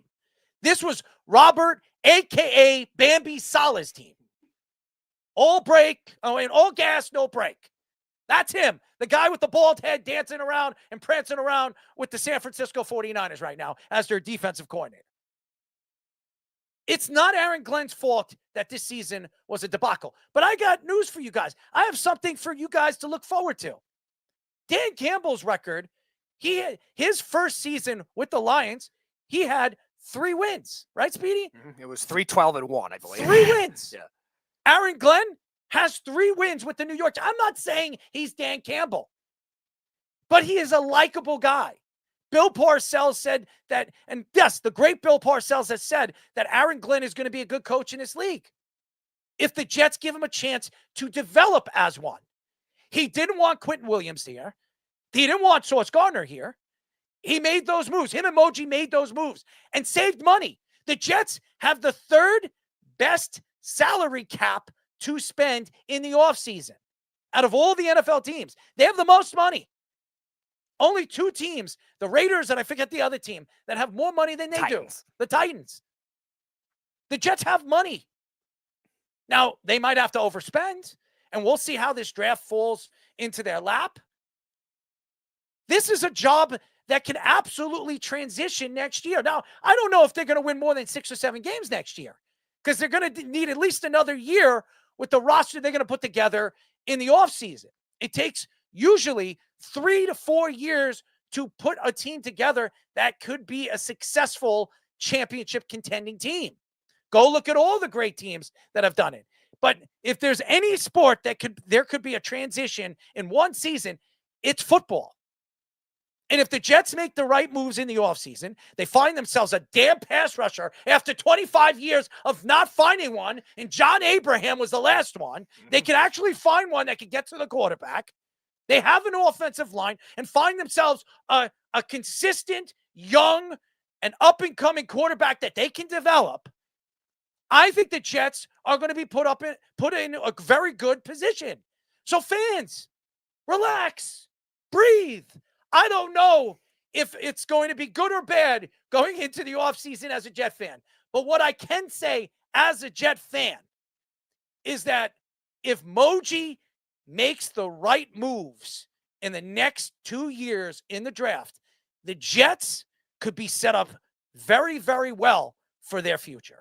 I'll keep it quick because we have Bobby in right now, but the Jets, I think, are set up well when it comes to their draft stock as well. And they're also going to probably purge a lot of those other contracts. You mentioned Jermaine Johnson as possibly being one they could let go of. I think some of the other contracts on defense, I think they have leeway to get rid of because they know it was that systems type guys. And now if Aaron Glenn brings in a different guy, which I think you have a lot of good candidates there already that could fit his type of defense, of more physical type defense, I think it could make a lot of sense. Al Harris has been a good defensive coach for the Cowboys for a while, now doing it with the Bears with a great secondary over there. I think that would be a good fit. And obviously Jim Schwartz has been one of the best in a while. So if they can get one of those two, that would be really good. I think the offense is going to grow. I think you saw some good flashes with their weapon. I think Ekstrand, I think he just needs a more of a pocket type of quarterback. I don't think Fields really fit that mold of what he did with Jared Goff.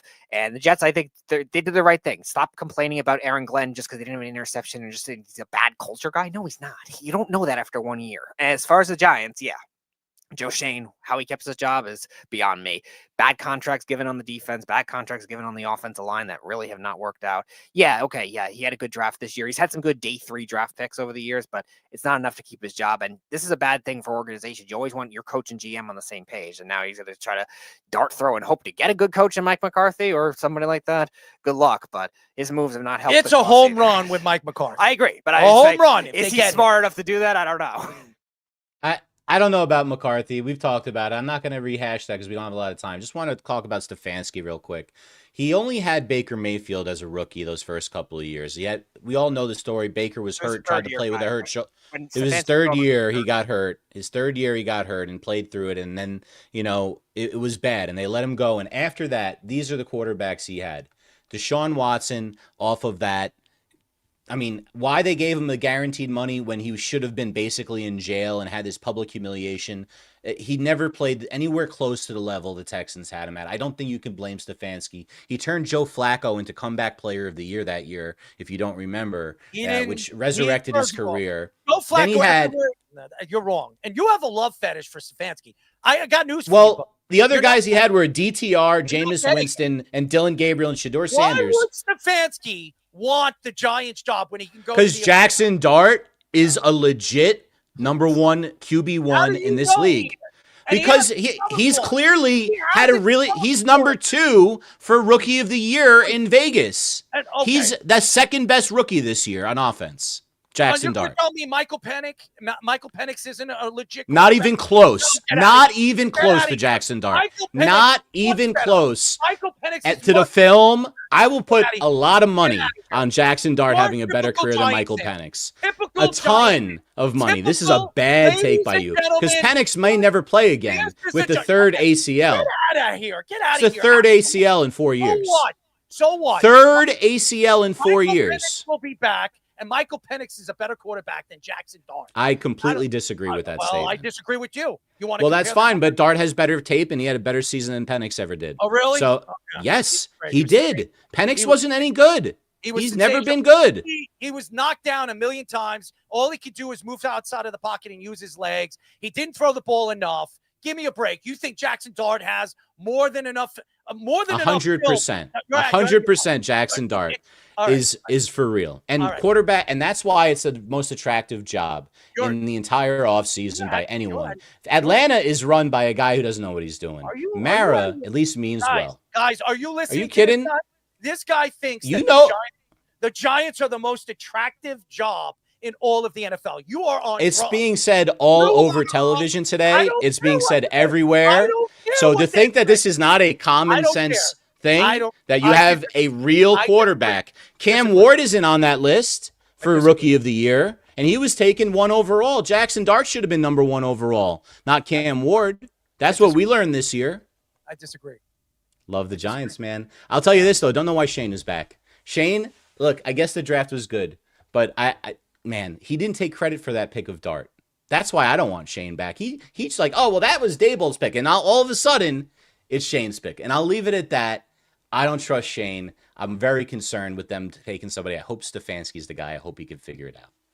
I will say this. If Joe Shane chooses Stefanski, well, Stefanski could be one and done because Joe Shane could be fired after this coming season, and then Stefanski will be going because they're going to be bringing in a GM and a GM that's going to want his own coach. So I don't know if Stefanski is going to want this job, knowing that Joe Shane could be on the hot seat. And honest to God, out of all the teams to say that the Giants are the best team out of all the teams that are available, I disagree. That's just, I look at both. Atlanta has much They've more. Probably got the best roster as far as defense. They're the best Giants, defensive roster. Dexter Lawrence, there are stories coming out that Dexter Lawrence don't want to be there, and the Giants might be willing. He's under contract for 5 years. Oh, good. And well, the offensive line stinks. Their offensive line's top 5 in running the football in the NFL in 2025. You're completely wrong. The Giants' O-line is really good. Could you pop out for a second so I can finish my take? Because you interrupted my take and told me I was wrong. Well, I am the host of the show. Of course, I'm going to interrupt your take. And I'm going to tell you something. When Thomas is not in, their offensive line stinks. Oh, they're much worse. They stink. They stink. They stink. Better than the Jets' offensive line this year, just so you know. Really? Statistically, Really? yes. I disagree, but that's – you can look at stats all you want. But I'm telling you, the Jets have been a bad team all season long just because of the situations that they've been in all season long. So, and by the way, going back to the New York Giants, I don't have any hatred for the New York Giants. I just hate Giant fans. I hate Giant fans because Giant fans over and over and over and over again will sit here and make their excuses when they're bad and then find ways to make give them all these takes at the end of the season that this is the best team out of all the teams that are looking for coaches. The Giants are. Who's got a better quarterback than them?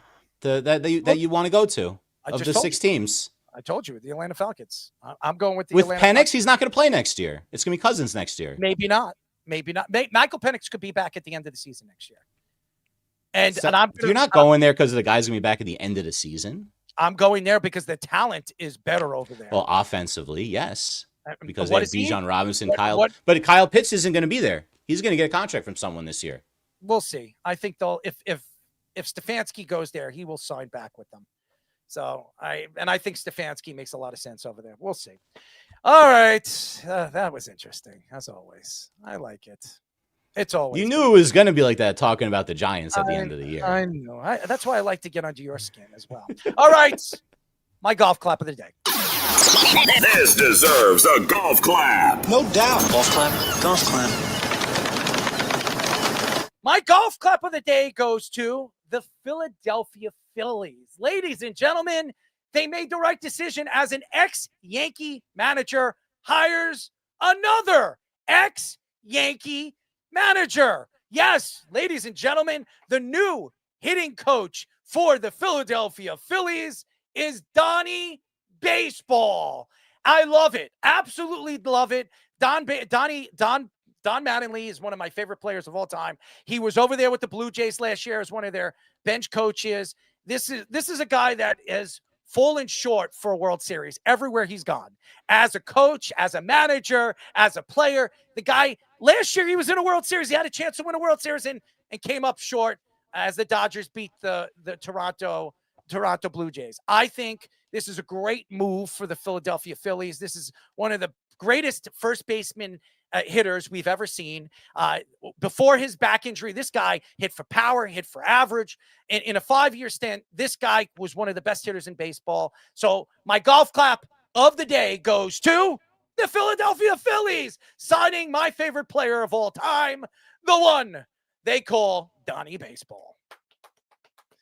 When we come back, ladies and gentlemen, for the first time on Jabba in the Mouth, he was a 10-year MLB shortstop, a 16-year MLB manager, the founder of a sports academy, the one they call Bobby Valentine. But first, ladies and gentlemen, we got to go to our Sports Minute with the Fish. 3, 2, 1. This is the Jabba and the Mouth Sports Minute. All right, guys, in a report to ESPN on Sunday, former Iowa State quarterback Rocco Becht will be following his coach to Penn State through the transfer portal. Matt Campbell, who led the Cyclones for the past 10 years and Toledo 5 years before that, has a career 107-70 record between the two programs. Campbell looks to turn around the Penn State program that spiraled last season after they fired longtime coach James Franklin and after his 3 consecutive losses in the middle of the campaign. Campbell gets some help with Becht coming in with 26 wins as a starter in his career. With him at Iowa State, he's recovering from a torn labrum in his non-throwing shoulder, but is expected to be fine for next season. Becht has second most passing yards in the NCAA returning for next season, behind new Indiana transfer quarterback from TCU, Josh Hoover. If Becht performs well, he can potentially be one of the top QBs in the 2027 NFL draft. As for Penn State fans who perhaps acted rashly with their former coach James Franklin, who was quickly snatched up by Virginia Tech, if you believe Becht, they are getting a difference maker at the QB position. Penn State is getting a winner, someone who is competitive and wants to win every game. Whatever my stats may be, all I want to do is win, whatever I have to do for the team. Becht was also excited with his coaching staff that he has had so much success with, that he gets to now go back to be in the same system over the past 2 years and to have that again. It's something that's pretty important to me. It's the best opportunity for me to go into my senior season and show everything that I've got. Whether or not Campbell's up for the task remains to be seen, but keeping his QB gives State College, PA, and its rabid fans the best chance they've got to get out of their 1-year funk and 40-year drought since they last won the national title. A Friday college basketball matchup between the California Bears and Notre Dame Fighting Irish ended in controversy. As Notre Dame led by 3 points with 9.9 seconds left on the clock, Cal inbounded full court to Dai Ames, who was hacked by Irish defenders for most of the possession, who then heaved up a 3 and nailed it, only for the official to call a continuation foul, giving Cal a 4-point play. Notre Dame head coach Mike Shrewsbury was incensed, as the play should have been called for a foul on the court and 2 shots, as is the point when you're intentionally fouling up 3 in a late game scenario. After Shrewsbury's team missed the final shot and lost, he then charged at the official in what became a viral moment after the game. Surprisingly, the NCAA and ACC didn't suspend Shrewsbury for doing so, who then apologized after the incident. My actions were inappropriate and not symbolic of the leader I strive to be and what Notre Dame expects of its coaches and educators. The bone of contention here is a new rule, which is the continuation motion rule, designed to give more and one scenarios to the college game to make it more like the pros. The problem is, it should have been common sense that intentionally fouling at the end of the game should not lead to an and one scenario unless the team really screws it up. Notre Dame didn't, and they got screwed. I guess the ACC agreed with Shrewsbury, who is obviously embarrassed after the incident, but perhaps it will lead to change throughout the college officiating world of what seemed like a JV high school officiating call, and he could have probably done it better. Let's take a look at some of the scores right now. The Knicks are getting their butts kicked by the Pistons. It's 95-71 with 10:26 left in the fourth in Detroit. It's 82-61 Celtics over the Bulls with 1.5 minutes left in the third. 6.5 minutes left in the third in Toronto. 72-59 Raptors over the Hawks. 47-41, 4 minutes and 44 seconds in the second quarter between the Suns and Rockets, with the Rockets trailing at home by 6. The Hornets are up 62-45 on the Thunder in OKC just before the half. That would be a big upset there. At the end of the first quarter, it's 29-26 Nuggets over the Sixers. Still to come tonight, Warriors, Clippers, Jazz, Trailblazers. In hockey right now, the Rangers have a 2-1 lead at the start of the third period. They lost their goaltender today, Shesterkin, to a bad-looking injury. Hopefully he's all right. Not as bad as it looked. He was pulled from the game, but they do have the lead right now. The Capitals are up 5-3 going into the third period over the Ducks, and it's 3-1 Red Wings over the Senators with 8:37 left in the second over there. Still to come tonight, Flames, Kraken, and Kings Wild. Guys, we are streaming live on TikTok, Instagram, and YouTube on our Job in the Mouth handle, on Facebook under the Worldwide Sports Radio Network handle, and on Twitter under our host handle at ErrolMarks34. Keep downloading an Apple Podcasts and watch us both there and on Spotify. Now in video. Make sure you like and subscribe all our shorts, reels, TikToks, and longer videos you see from us throughout the week. Now back to Errol, Jabba, and Speedy for our guest on Jabba and the Mouth. Any questions? What is this? We're back. This is the Jabba and the Mouth Show. No job. That went over like a fart. never going wrong. I got the taste and stuff. 631-672-3108 is the number to call. You're listening to Jabba and the Mouth. You know who I am. My name is Errol Marks, my co-host, Jabba Chamberlain, and Speedy Petey. Go to our website at www.worldwidesportsradio.com. Check out all our shows throughout the week, including Jabba in the Mouth every single Mondays and Thursdays at 7:30 p.m. All you have to do to tune in and check out our local listing for all our shows is go to our website at www.worldwidesportsradio.com. I'm stuttering because I was laughing the whole time when I was like, I'm the host of the show. That was so funny. I definitely got to cut that out. Omaha Steaks is giving an extra 10% off on all orders to all Jabba in the Mouth fans. Just click the link, ladies and gentlemen, at www.omahasteaks.com/Jabba in the Mouth, or go to our website, worldwidesportsradio.com, and click the Omaha Steaks logo. If you like your beef thin, thick, fat, whatever way you like it, as long as it has an Omaha Steaks logo on it, you get 10% off. Ladies and gentlemen, and you might even get Speedy Petey's autograph in many different ways. All you got to do is go to omahasteaks.com/Jabba and the Mouth. And now, ladies and gentlemen, he's been waiting calmly and patiently. He's never been on this show before, and we've been waiting to get this guy on the show because he's just a unique individual. Ladies and gentlemen, we are now talking to former 10-year MLB shortstop, 16-year MLB manager, and founder of Bobby Valentine Sports Academy, the one, the only, Bobby Valentine. Bobby, what's up, buddy? Wow, what an introduction. Hey, I've been listening to you for the last 20 minutes, and you want me to talk a while just to give your voice a break? Good job, dude. I mean, you could yell with the best of them, I'll tell you that, and very succinct. Good job. What's going on? What do you want to talk about? Well, we got to talk about the Mets. I mean, the Mets have looked like a complete, I don't know. It's been like a drama story. I don't know what you want to call the New York Mets. I wrote a story about David Stearns.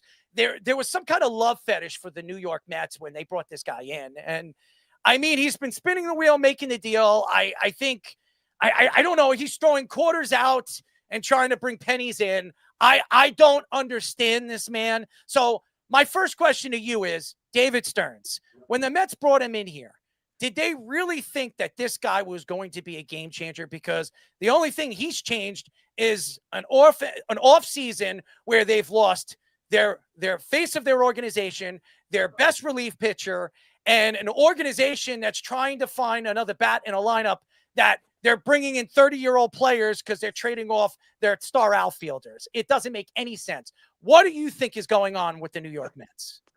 You want me to answer all that stuff? All of it. all of it. Stuff, all in one, right? Yes. You know, New York is New York. City's so nice. They named it twice, all that good stuff. And it's a big world. And I think what you're seeing there is that David is creating a team that he can call his team, or he can call Lindor's team, or he can call Soto's team, or he can call Steve's team, but it's not the team that he took over. And most of the guys that were there, and I'm a big Met fan for whatever it's worth. You know, I played for him for a while, and I wasn't very good. I was a really good coach for him at third base. I was a pretty mediocre manager, but I've been a really good fan of the New York Mets for a whole long time. And what I see going on now is just the changing of the guard. You know, David's a new guy, and Lindor's a new guy, and Soto's a new guy. And the guys who are homegrown and who were there before them aren't going to be there anymore. And I think that's as simple as it is. And let's see what happens with the new culture and the new group.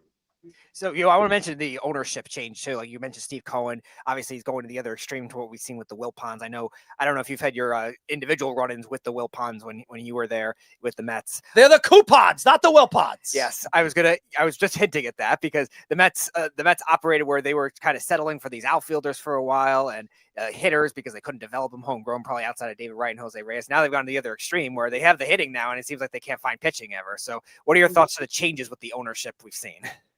Well, I think that Steve and Alex Cohen are spectacular. They're spectacular for the organization, for the city, and for the game of baseball. I wish other organizations could follow their lead. And they put it in the hands of their GM. Steve hasn't meddled very much. I think their heart is there every day, and I think their pocketbook is there every day. And now David just has to spend it properly and get a group in that clubhouse that work together, play together, and hopefully at the end of the year celebrate together. Bobby, this is awesome. As a baseball fan, was always a fan of you because I just loved the way you managed and the way you did things. Dude, I don't know how I didn't get you, I think you were almost available one time, and I went to the office and I said, yeah, and he could close and he could be our guy, and it never happened. No, all my wishes well, were damn, never man. fulfilled. That was the But coupons, though. So good to be with you. Yeah, they were different. They were different. I wanted to ask you a question. Yeah. Where we're seeing, obviously, how the Japanese guys are coming into the game and changing it. And I think your perspective of managing and playing from both sides of the fence, I think, is really interesting in how the game translates from both sides of it, seeing it, and how those guys that come over, have kind of changed a little bit of a dynamic of the game that was here already. And from your eyes, what did you see about that game over there managing compared to what it was here? Yeah, well, that's a long story, but let me just say this, that the one guy I really went to bat for when I was managing, I said Jabba was one, and Alex was another, actually, and Ichiro was the third, and I really was out there for Ichiro. And sometimes I try to think about how different things could be if he was the right fielder that I got to manage. But and many people know how tough it is to acclimate to different work environments. And when your work environment not only changes your uniform, but changes, your country, your language, your preparation, your bed that you're sleeping in, the food that you're eating, it's a tough adjustment. But I think enough of Japanese players have been in the MLB and going back with their horror stories or their nighttime stories that people could dream about. And I think it's a little easier acclimation. And as far as the pitching is concerned, what I've seen there and what I have now seen here, that did not translate for a while. When pitchers would come over, Tanaka was good and Matsuzaka was good, but a lot of other guys came over, and Nomo, of course, was good. But a lot of other guys came over and they couldn't quite cut the mustard, mainly because they had to throw fastballs in fastball counts. And MLB and catchers and their coaches and their manager demanded, hey, listen, if it gets 3-1 and 2-0, you've got to throw your fastball. And that was against the Japanese mentality of pitching. They had other pitches they could throw when they were behind in the count. And that's what made them successful. And finally, MLB has now adapted that way of pitching. No one throws a fastball, as you guys know, and Job, for sure, 2-0 and 3-1 is anything but a fastball count. There's no fastball counts out there unless it's maybe 1-2, and that was always a fastball count in Japan. So, I think the work ethic, the attention to detail, the desire to be as good as you could possibly be, that is part of all work environments, but it's really part of a main part of the work environment in Japan, is helping these guys translate better each time they come over. You touched on the pitching. Do you think those guys' adjustments too, obviously what you touched on, but do you think the 7-day now moving to 5 days is that big of a difference for those guys in that adjustment? Yeah, I think for starting pitchers, it's a big adjustment because of the practice that they don't get. That practice is it's part of that baseball culture there. You have to practice, and when you don't do well, then you have to practice more. And to get to throw 2 and sometimes 3 times in between starts, and change that to throwing 1 time in between starts. And you know how we try to say that less is more, where, the Japanese mentality is more is more. Those bullpen sessions become either something that they adjust to or something they struggle with. We are talking to 10-year MLB shortstop, 16-year MLB manager, and the founder of the Bobby Valentine Sports Academy, the one and only Bobby Valentine. Now, Bobby, 2000 was a wonderful year for Met fans and Yankee fans. A Subway Series happened. Mike Piazza was one of the great Mets that we can remember. El Duque, I know you remember El Duque, who is one of the best playoff pitchers of all time. What stood out to you in that Subway Series out of all the things? I mean, we've heard all the stories. I've interviewed a lot of guys that have been a part of that Subway Series, but I never got a chance to speak to you. In that particular series, what stood out on why the Yankees just were a little bit better than you guys? Well, I don't know. I guess the Todd Zeile ball off of the top of the wall, the Derek Jeter first pitch home run in Game 4, the David Cohen at bat against Mike Piazza with the bases loaded, when Denny Nagel was taken out in 4 2/3 of an inning, which was kind of unheard of in those days. You always left the guy out for 5. They kind of stand out.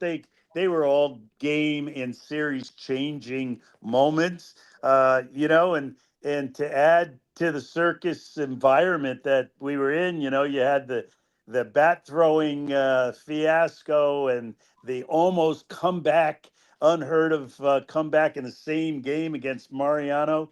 It was a really exciting series that hinged on a couple 3 plays that are very memorable. And without a doubt, the best team won. We were hoping that the team that played the best would win, and we were trying our damnedest to play the best. But when you look back at it 25 years later, and you look at the Hall of Famers that were on one team and the Hall of Famer that was on another, and you understand that we had to be just about perfect in order to get 4 games out of the 7. And you're showing Roger there, who that was one of the craziest experiences I ever experienced. That's for sure, because no one knew what was going on other than Roger was amped up. There's no doubt about that. And the look in his eye kept people away from hitting him with a bat.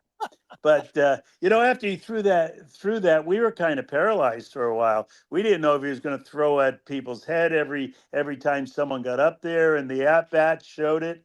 And as soon as he got out of the game, the at bats came alive, and like I said, we almost came back against Mariano. And if we did, oh, what a series that would have been. All right, so Armando Benitez is a guy that a lot of people didn't like in the league. He's jumped from one team to another. A lot of people just thought he was a choke artist. What type of player was Benitez as a player for you? He was a big-hearted, wonderful person, and a wonderful pitcher. He had 40-something saves in a row. When you talk about things and little things that happen that change trajectories of careers, he was pitching when Derek Jeter hit the home run that should have been the last out of the game, when Baltimore was playing the Yankees in the 96 playoffs. Imagine if Derek Jeter makes the last out of that game and Benitez gets the same, had Jeffrey Mayer not lean over the wall and interfered with the catch by Tony Tarasco. How those careers might have been different. And that idea of a choke artist was something that, was hard for him to shake, even with, as I said, a Fireman of the Year award and 40-something saves in a row and bases loaded jams that he'd get out of with 3 strikeouts in a row. But in the World Series, he pitched great. And the one game that we gave up 3 leads in. He happened to have that at bat against Paul O'Neill, and then gave a couple, weak singles up that allowed the Yankees to go ahead. But he was anything but a choke artist. He was a spectacular pitcher. About 99% of the time that he was out on the mound, and not many guys could say that.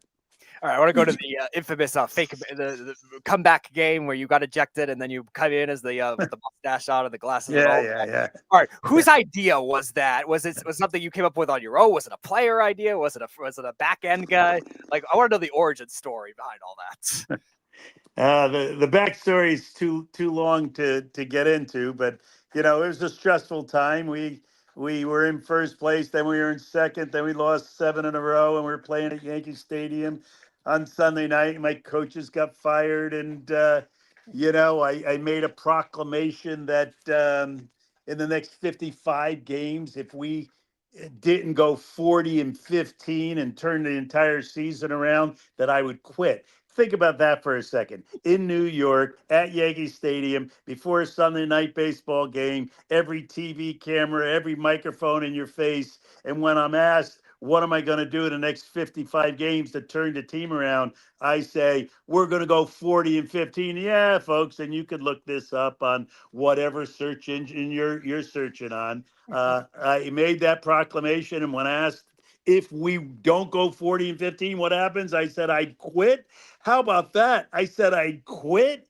And as it turned out, here it is, Patrick Mahomes throwing a pitch out to Mike Piazza that they call Mike Piazza for a catcher's balk and catcher's interference. Think about that. There were 2 calls on that play. One, the umpire said the hitter couldn't swing at the pitch, so they gave catcher's interference and let the hitter go to first. And then he called a catcher's balk that Mike stepped out of the box too soon, and therefore the runner was allowed to go to second base on a catcher's balk. And as I was telling Frank Pulley that I couldn't believe he made this call. And then he said, well, Bobby, I made it. And then I asked him if I could get thrown out for what I was thinking.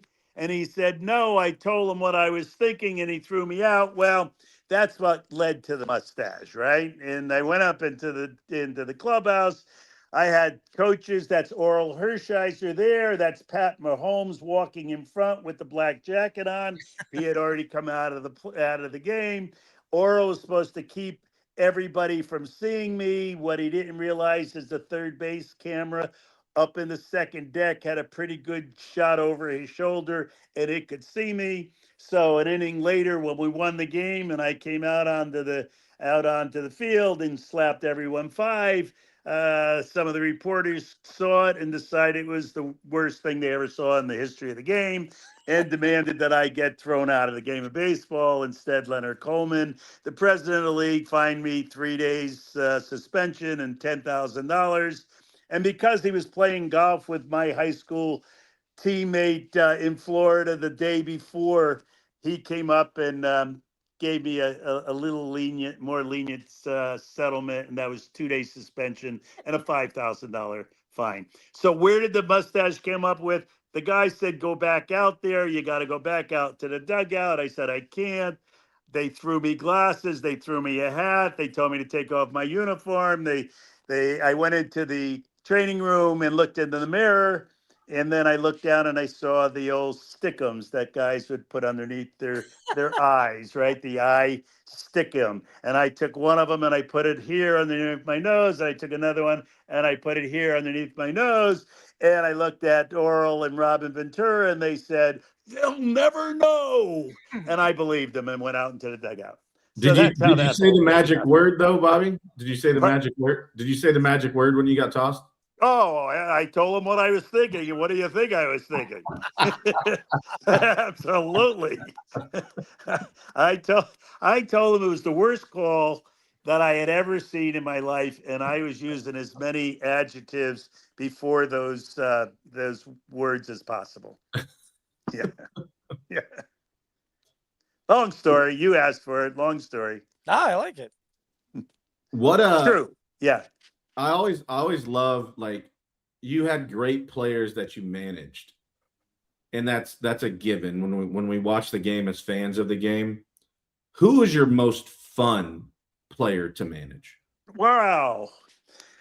Probably the most fun in New York was Benny Agbayani, because he was a spectacular player, but you wouldn't know it by looking at his body. And, he was able to laugh at himself, and everybody called him, the different names that you would associate with someone who looked like they were overweight, but he could run, he could hit, he could field. Got the only game-winning RBI in the series in 2000. Was my MVP in Japan when I managed Japan national championship there in the professional leagues.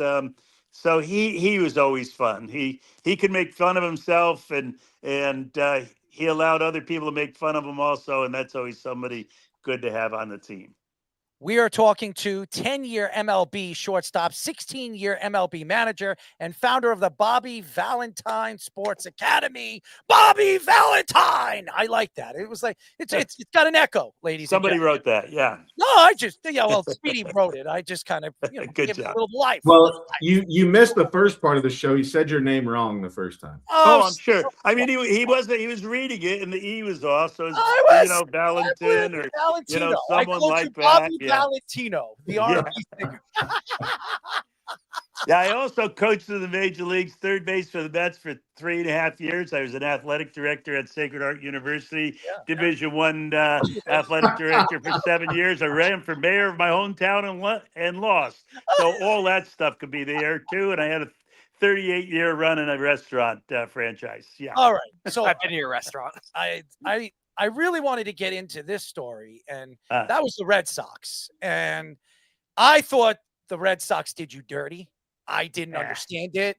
I honestly, if I was, look, we put your faces together, Bobby Valentino and Bobby V right there.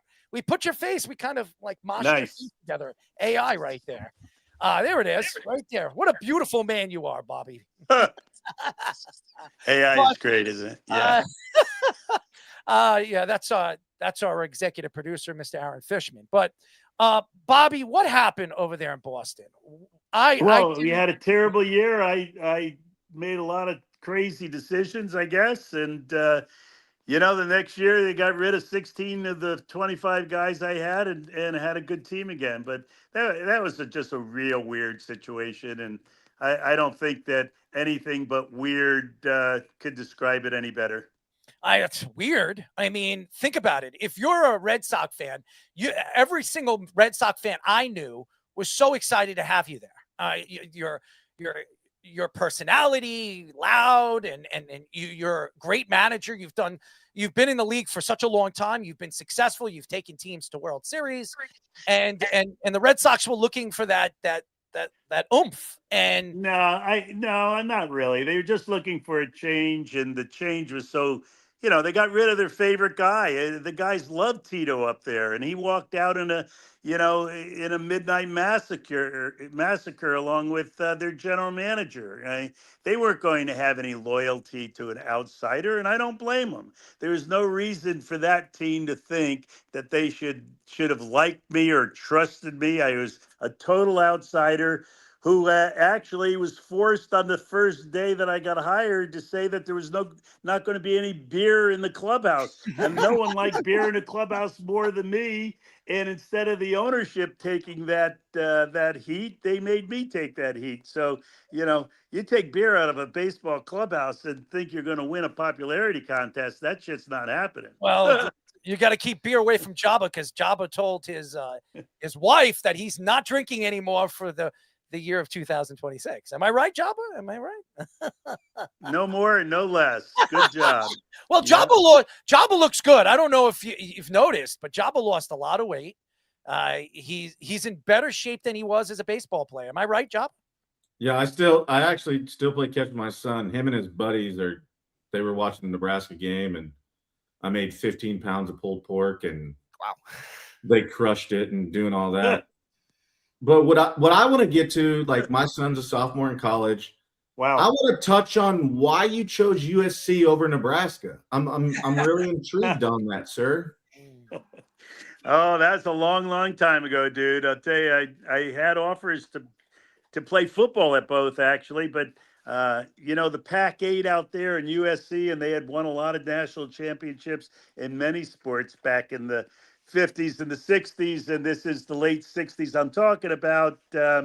They were going to allow freshmen to play varsity sports. They were going to be the first Division I school to do that, and I was a cocky dude who thought, well, that's where I want to go because I want to play varsity sports as a freshman. And a week after I signed that letter of intent to go there, I signed a professional contract as the number 1 draft of the Dodgers. But Nebraska was, they were one of the great football teams out there at the time. And I went out, I did a little visit there, as I can recall. kind of.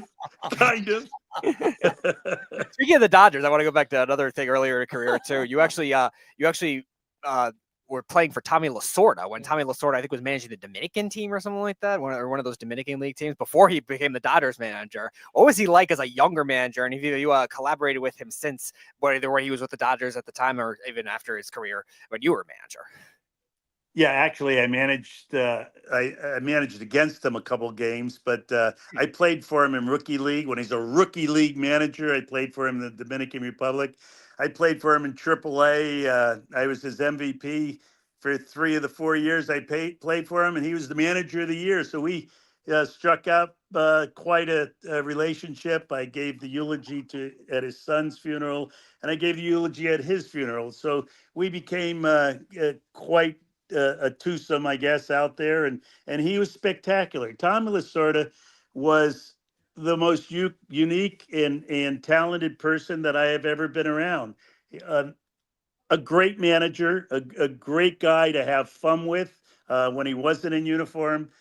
He could open up a White House press conference, and I saw him do that and keep everyone mesmerized for 30 minutes. I saw him speak to the cadets at West Point. I saw him speak to the nuns in Tennessee that in a convent, and everywhere he ever spoke, he got a standing ovation, and he deserved it. And to win World Series, in particular that '88 World Series against the Oakland A's, where he was the best manager that I've ever seen against Tony La Russa's great Oakland A's team. He had Mickey Hatcher batting third, and that's where Kirk Gibson had one at bat, and he hit the home run against Eckersley. You guys might remember that if you're old enough, but Tommy Lasorda put on 18 hit and run plays in that World Series, and 15 of them advanced the runner.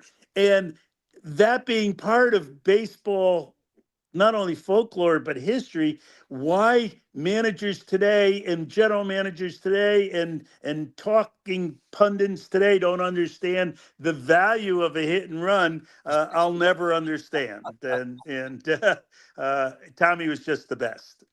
Now, there are a lot of documentaries, and one that just came out, the Alex versus A-Rod. Have you checked it out? I haven't yet. No. Well, I know you've played against Alex, and you know what type of player Alex Rodriguez was. What could you remember? What do you remember about Alex Rodriguez that really stood out to you in his whole career as a player? Well, he was a great player, but what stands out to me personally is the fact that he was a free agent, and we should have signed him, and life would have been different in Flushing if, in fact, we did. And somehow they came up with some cockamamie 1+25 because we had this decrepit clubhouse and stadium, as you probably remember. I loved playing at Shea Stadium. I hated dressing there. I hated taking batting practice in the batting cage because most of the time I was worried about getting bit by one of the rats that were running around underneath the stadium, including in my office. But, one of the things that Alex wanted was a private area where before and after games, he might be able to, deal with his agent and deal with people who are there to see him or there to give him endorsement. And because he mentioned that, they they got on this idea that, oh, he didn't want to dress with the team and he wanted to be separate from the team, and got the entire city to think that he was a bad guy. And for my money, Alex wasn't a bad guy. He wasn't Derek Jeter. He wasn't that personality. He wasn't even Johnny Franco at that personality, but he was one hell of a baseball player and would have changed the destiny of the New York Mets franchise for sure. Interesting. One more question, and I know I don't want to keep you here too long because you've been here giving us such a great interview. I look at the game of baseball and all these different rules and the pitching clock and the bigger bases and no shifting anymore. What do you think baseball needs to do, maybe with an additional new rule or a change to make the game a little bit better? Well, I think they should go to an automatic umpire. I think it's ridiculous that we have the technology to call a strike, and a ball, and we don't do that. And that MLB has convinced people to say this thing, which one of you would say if I asked you what you thought about having a robot call strikes or an umpire, one of you three would say, oh, I like the human element. Well, you know what? The human element is the players who are playing. The human element does not need to be the officiator any longer because you have the technology. And if we use that technology to call balls and strikes, I think they should make it so that 51% of the ball, now you could do this because the robot's doing it, but 51% of the ball has to be on the plate for it to be a strike. And if they did that, it'd be a fairer game. There'd be more hitting, and it'd be more exciting. That's what I would do. 51% of the ball has to be on the plate for it to be a strike, and let the robots call it.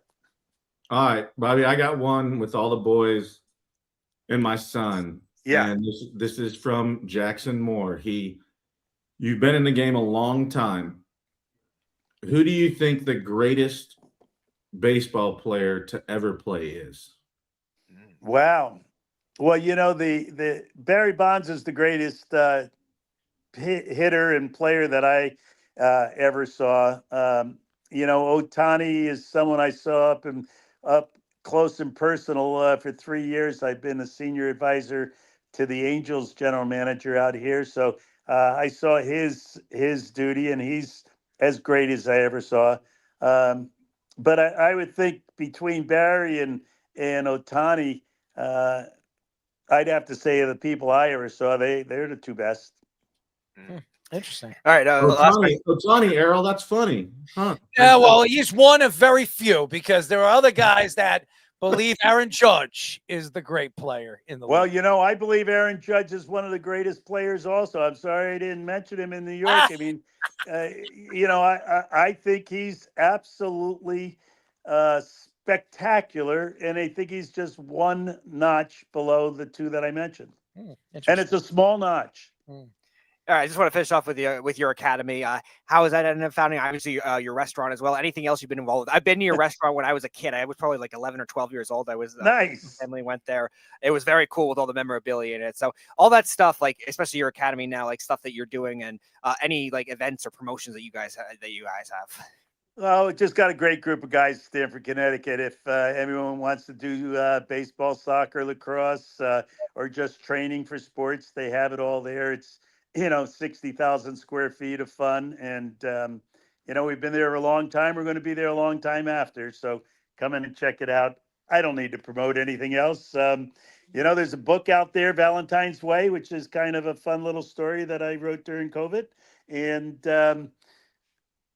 go get them. That's all I got to say. Look forward to seeing the Rocky movie where the president of my film company was the executive producer of I Play Rocky. It's going to come out the 50th year anniversary to the day next year of the 50th anniversary of Rocky. And this is about the making of Rocky.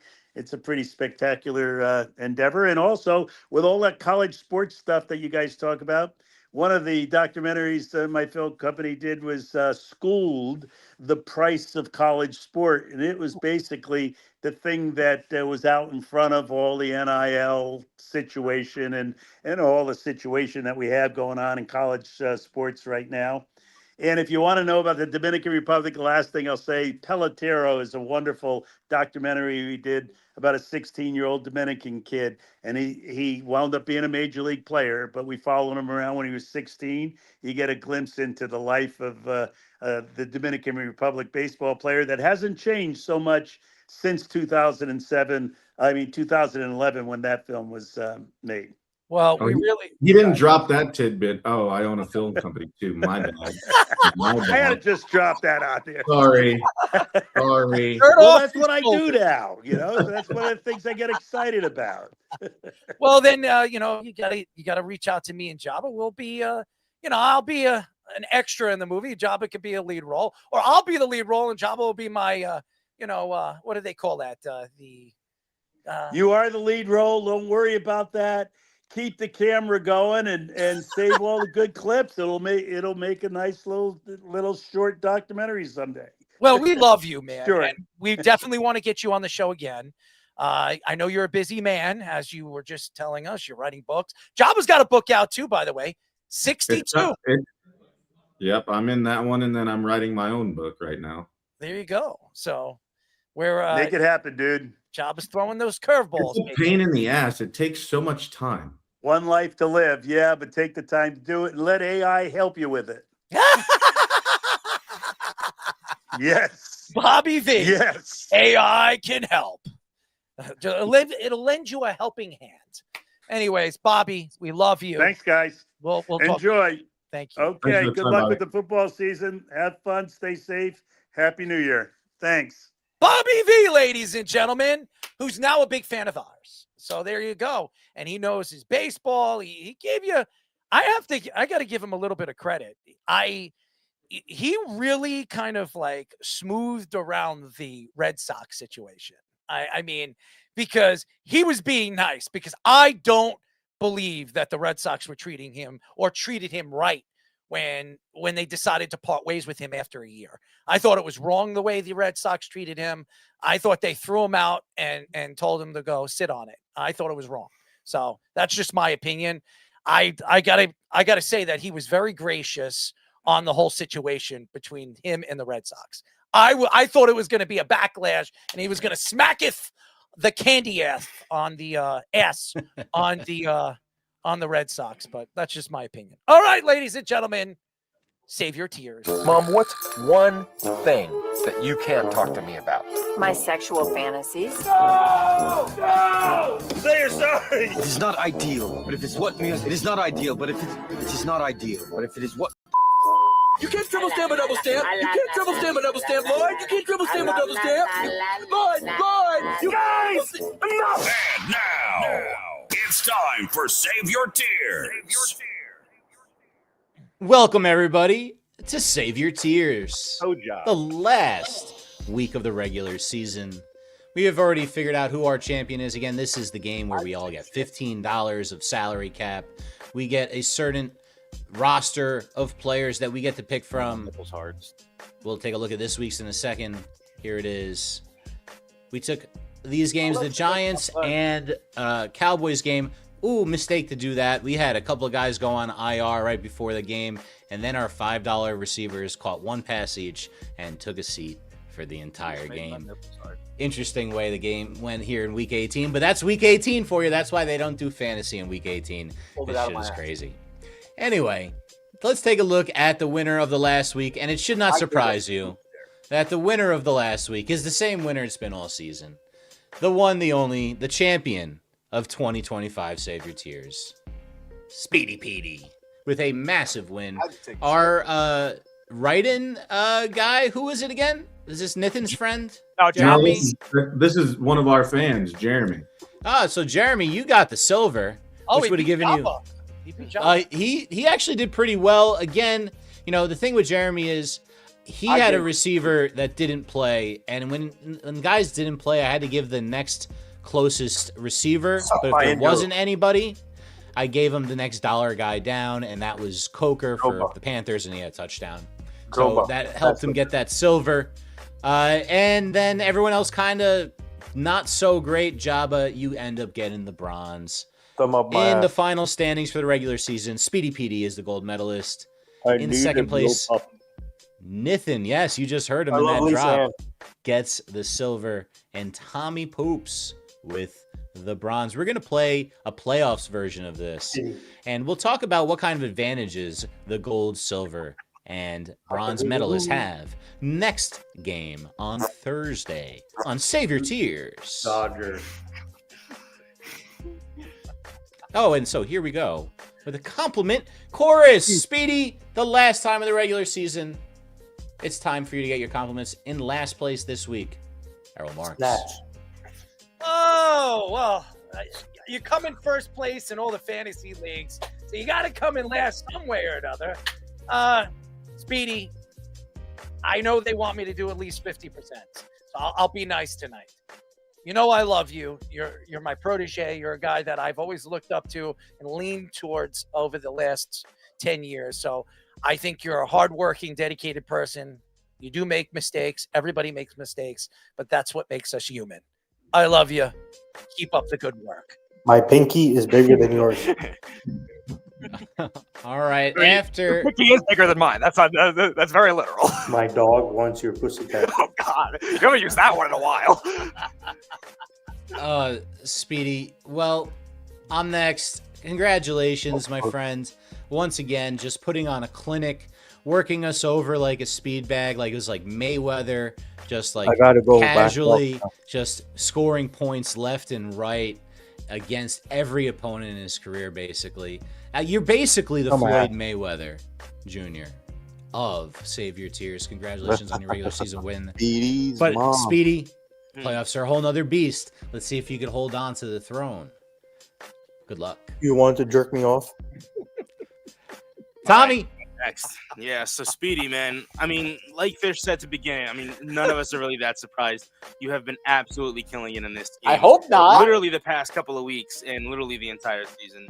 You are rightfully deserving of the first place champion within our standings. So, hey, That's barely any see what the playoffs have in store, man. Congratulations, Mr. Speedy BB. All right, and Jabba. Speedy, I mean, it's a given. We know we all turn to you for certain things. Me more so, and I appreciate everything you do on the back end, and for me personally, the back end. If I could only be half as good as you at this, I would definitely be winning more. And that as well. But so awesome to have it, and for you to be the dude. Mandatory. Beneficial. That's exactly beneficial. All right. That has been Save Your Tears. And if you didn't like the results, you can't cry about it. You got to save your tears. Errol's favorite segment. Yeah, because I'm always losing. You finished ahead of me in the standings. I came in last. Even our intern beat me or tied me. I would say I think your track record of this is still better than Sound It Out, though. That's true. Oh, speaking of sounding it out, it has been a curious offseason for the Yankees as they have mostly stood pat while rivals teams have added additional players and improving their teams. On New Year's Day, the Houston Astros signed Japanese pitcher, the top Japanese pitcher on the market this offseason. How do you pronounce it? Imai to a 3-year, $54 million contract. 2 days later, the Blue Jays added a Japanese third baseman, Akamoto, who has the most home runs in the top Japanese league in 2015. And like many of their players, doesn't strike out much. The Yankees were reported to be in on Imai, but did not pursue Akamoto after trading for Ryan McMahon last season. The MLB Network's John Heyman reports that the Yankees did give Cody Bellinger a second offer and mentioned that Bellinger would prefer to stay in New York, but no deal has been reached yet. According to the MLB.com's and Friends show, Brian Hoke, the Yankees are also interested in signing free agent Bo Bichette as their second baseman, as rumors continue that the Yankees are shopping second baseman Jazz Chisholm. Thank God. Hoke adds, the Yankees have also expressed interest in trading for Marlins starting pitcher Edward Cabrera, and are one of the teams, according to Ken Rosenthal, that are interested in all-star pitcher Freddie Peralta, along with the Mets, the Red Sox, the Braves, and the Dodgers. So far this offseason, the Yankees have only kept 3 of their own players. Ahmed Rosario, Ryan, how do you pronounce it? Yarborough, who I don't even know. I barely watched him play. And Trent Grissom. And signed a few minor league players. So I will say this. I know a lot of Yankee fans are upset. And I know the thought of where the Yankees are this offseason. You kind of question what Brian Cashman is doing. I know Jabba can't stand him, as we all know. Jabba can't stand Brian Cashman. He thinks Brian Cashman is a big ass. And honestly, what Brian Cashman did to Jabba Chamberlain, he should think that Brian Cashman is an ass. But this is also an organization that sits and they wait. I do believe the Yankees will land Cody Bellinger. I wouldn't be surprised if they bring in Bo Bichette. I said that before the season ended, that Bo Bichette would be a good fit with the Yankees if he can stay healthy. He's got a lot of power. He pulls the ball a lot. I think his swing would fit very well in Yankee Stadium. The fact here is they haven't made any moves. And we're going into a new year in 2026. And usually after the holidays, these guys come off the board. Tucker is still on the board. Cody Bellinger is still on the board. Bichette is still on the board. You have all these stars that are still there, out there, that are not signed. And you question, what are the Yankees trying to do here? Are they sitting pat and waiting for the first ball to drop or something? I don't know what the Yankees are thinking. But the fact here is the Yankees are going to have the best pitching staff in baseball next year. Think about it. Garrett Cole will be back in July, maybe early June. The questions are, how healthy is he going to be? They got Max Fried. They've got a tremendous amount of talent with their pitching staff. Schmidt's coming back. I mean, they have Warren. I mean, this is a good pitching staff and fairly young if you look at their rotation. So to say that the Yankees don't have anything to look forward to next year is crazy. They still have Aaron Judge, the American League MVP. They have talent there. Now, at the shortstop position, I don't know what Volpe is going to be moving forward. I still wonder if the Yankees are making the right decision sitting pat at that shortstop position. Ahmed Rosario is not the answer. Okay. I don't know what any Yankee fan thinks when you hear Ahmed Rosario signs a $20 million deal. Nobody cares. The fact here is the Yankees are trying to figure out what they're going to do with Jazz Chisholm. Okay. And are they going to sign him? Because he's going to want a lot of money next year. You're talking about probably around $200 million. And the Yankees, because of his ability to hit for power, this is a second baseman that hit over 30 home runs this past year. He was one of the best hitters in the American League at his position and one of the best hitters at his position throughout the league. So we know what type of player he is. He couldn't hit at the home run derby, but he can hit in the regular season. The question here is, are the Yankees the same Yankees that we can remember with George Steinbrenner? And the answer will be, and always will be, no. Hal is not going to go out there and overpay for players. He's just not. He was going to overpay for Juan Soto. There was no question. He was willing to give Juan Soto, as far as what we hear, $760 million. That was the story. But they lost out on him. He decided to go to the Mets. And look, the Mets had a debacle of a year. They fell off. The last month of the season was probably the worst month we've ever seen a team ever have. So having the best player doesn't mean, or bringing in great players doesn't mean championship. You got to bring the right players in. Is Cody Bellinger a good player? Yes. Is he the right player? Well, let's be honest. What did he do in the playoffs last year? He didn't do much. And you sit here and you wonder, this has been the problem for the Yankees year in and year out. They don't hit for average in the playoffs. They don't get enough hitting for average in the playoffs. They traded away. They let Torres go away. They have Giancarlo Stanton, who can hit in the playoffs but can't stay healthy in the regular season. They don't have future big-time superstars in their farm system. They have one in Spencer Jones, but he's a power hitter. We know as of right now he's not going to hit for average. And the Yankees don't have players in their farm system that really stand out that are going to come up and be that superstar player that you could build your team around like Aaron Judge. They thought that was going to be Volpe. So now you're sitting here and you're going into what? You have pitchers and catchers, what, in 3 weeks? 3-4 weeks, yeah. 3-4 weeks. And Cody Bellinger is still on the list of players not signed. Kyle Tucker, Bo Bichette. Well, you got to remember, too, a lot of those guys will get there early because this is a 100%. WBC year. 100%. Here's what I'm going to say. If I was the Yankees right now, knowing that everybody is counting them out, I would make a bid for all three of those guys. I would make a bid for Kyle Tucker, Cody Bellinger, and Bo Bichette. What do you have to lose? Rosenthal reported, though, that they don't see Bo Bichette as a shortstop. No, I know he's not going to play shortstop again. Yeah, so then he's already said he would move to second, but then they have to move somebody, right? Yeah, or they have to try to convert him to third, which he's never played in his career and really doesn't have the arm strength for it. Like he was a good defensive shortstop earlier in his career, but lost some range since that injury.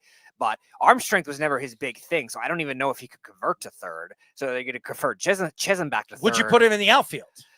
See, I don't know. The Yankees have enough outfielders already. Like, I don't think it's worth it at this point to just try that unless you're going to Well, they signed Trent Grissom. He had a good season. I don't think he's going to have another season. He's like another that. weird split guy. But too. he's not an everyday player. So you can have him off the bench if let's say Aaron Judge needs to sit here and there. Giancarlo Stanton's only going to be there for one more year, and then the Yankees are probably going to pay him out and let him go. I mean, the Yankees are positioned, if they want to bring in two of the three guys or even all three of the guys, they're going to have the money to invest into those guys. I would make a bid for all three of these guys. Why not? Nobody's expecting it, and this is very Yankee-like. You're waiting to the last minute. I don't know if Kyle Tucker is going to get the money that he's expecting. He wants $400 million.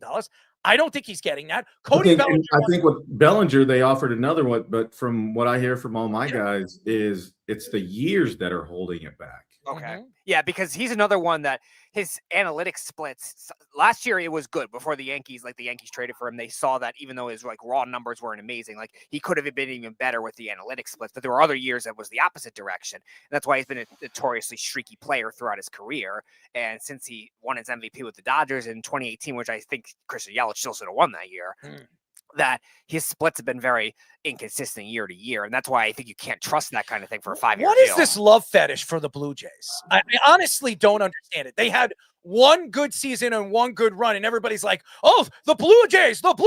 I remember before the season started, nobody had the Blue Jays making the playoffs. Nobody. Nope. Me, Jabba, Nick Goody, nobody. They make a run, and now all of a sudden, watch out for the Blue Jays. Watch out. But what I think why I think that's there is because they're actually doing something right now. So I think realistically, when you look at it, if you're not making changes, and I had this conversation on Twitter today with a bunch of fans, and it's like they're just going to sleep, and then sign somebody, and then Cash is going to come on and say they tried, they did whatever. But I think why the fetish is because they did get to where they're at, and they've actually made some moves that have made them better and spent some money. Maybe did they overpay for Cease, but they're doing it right. And I think that's why it comes to the forefront, because they're staying relative in what they do. And a lot of the fans that I've talked to is their consensus is now they're just happy. The Yankees are just happy with getting to the playoffs. And I think it's making people shy away from it and not talk about it so much, because it's becoming a pattern of what they're doing, right? And then they'll sign maybe somebody here and there where it's not a splash. when we did it in 09, yeah, we obviously got CC after he did what he did in Cleveland. And for him to do what he did in that year, to have the most complete games in the American League and the National League, it is unbelievable. So they got him for what it was. Then we got AJ for a little cheaper. And then we didn't even know. Like, Tex was like a surprise super sign. Like, we didn't know that. And so then you get, they stole Tex from the Red Sox, because I remember that the Red Sox were making a bid for him, and the Yankees snuck right under the Red Sox again and stole Teixeira because he didn't want to play for the Red Sox. He wanted to play for the Yankees. If there was any team out of the two teams, he wanted to play for the Yankees. I think they signed like somebody like Casey Kochman or something.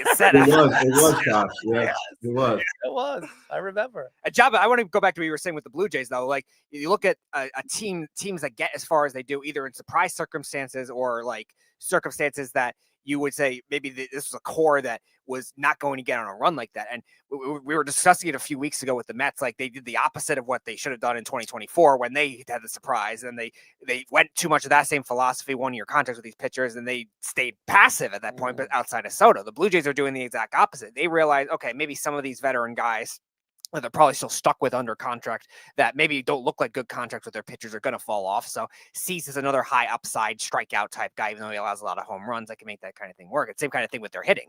They know sometimes that their lineup was top heavy, so they decided to fill it out with a high upside Japanese hitter. And again, potentially some other contributions with those young guys. Why is it always like he can't figure out how many lefties to have in the lineup? Like, a few years ago, he had no lefties in the lineup, not a single one. And now he's Cashman's complaining, there's too many, we're too lefty dependent. And it's just like, can't you just figure it out? Like, you swung from one extreme to the other.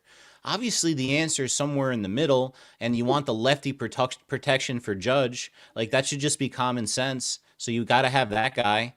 How about a guy, or just get the best guy available? Kyle Tucker's 100% the best guy available, Errol. He's so good. Listen, he had an injury last year. No, you're 100% right. And Errol, you brought it up, and like, go for all three of them. Yeah. I don't think that's the mindset right now with kind of what they're doing. But Fish, you hit the nail on the head. It's like, if that's what you say and figure it out, like, why don't you go after the best available player? And he's left-handed. He can protect, and then maybe figure the years out with Bellinger. Is he going to take a lesser deal? Probably not, because Scott's obviously representing him, and he's going to wait.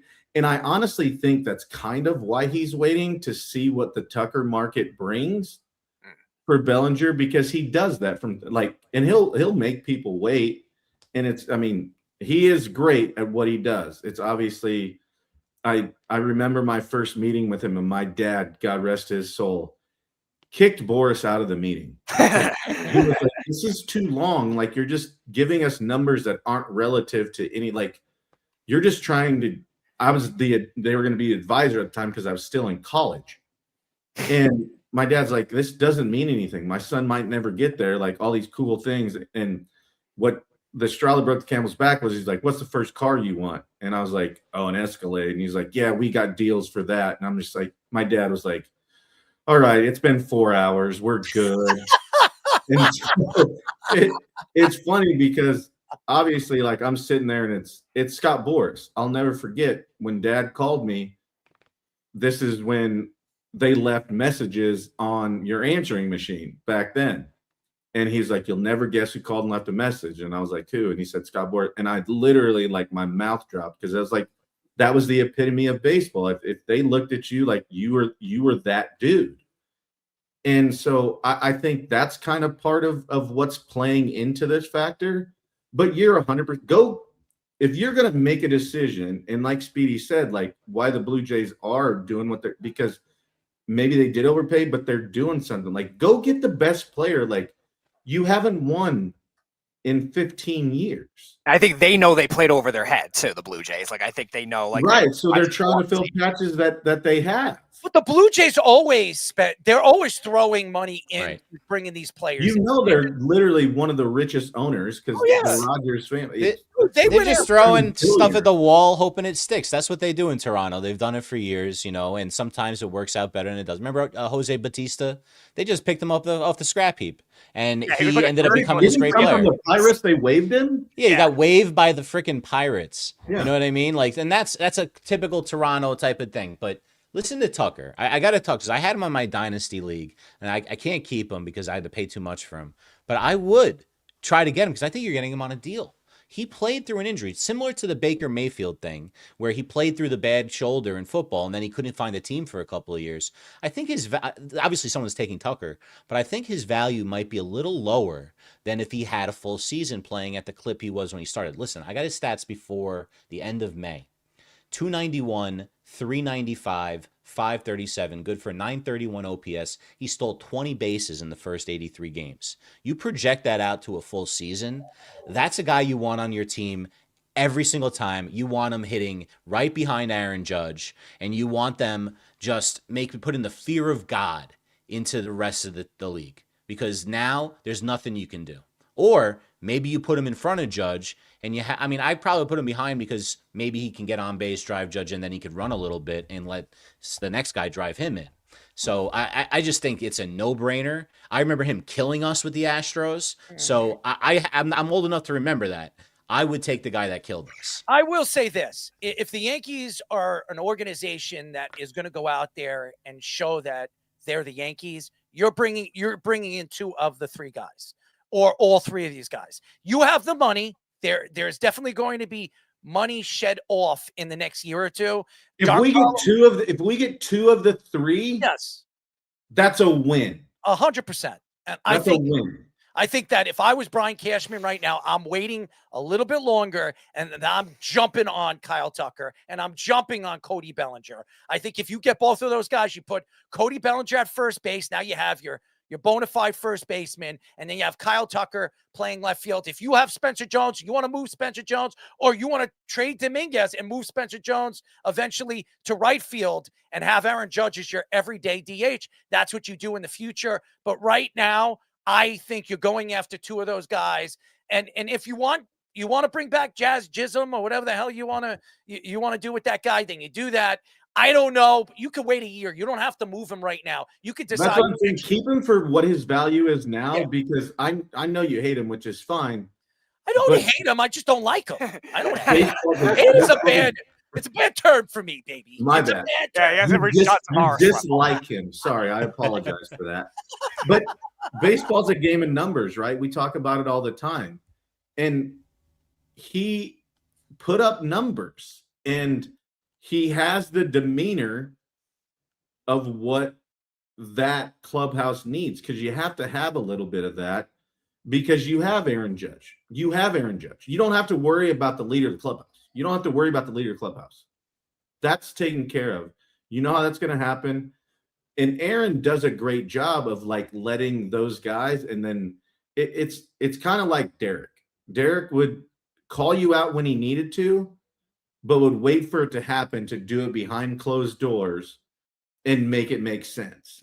And I think that's what he does, and allows to know for your team as the captain to be successful. Yeah, it's different because he grew up in the organization and gets it, but he knows the right time to call somebody out, grab them, or, hey, Jazz, all right, we might need to cool it a little bit or do this. But it's exactly what we talked about a minute ago, and what Speedy said with the Blue Jays is they were top heavy. So where did they fill pieces in? And you have to fill the pieces in to win. Yes, did they overachieve because nobody picked us to do it? And so we have to do exactly what Fish said, is go get that best player, because we already have one of the best players on the planet. Let's go make him better. Because what did Cody Bellinger do? He made him better. Stanton makes him better. And then you add another one that is a way above average outfielder when he's healthy. And then you get a great defensive, which I think Cody's defense gets very overlooked, that you can put a dude at first that knows the position, can play it.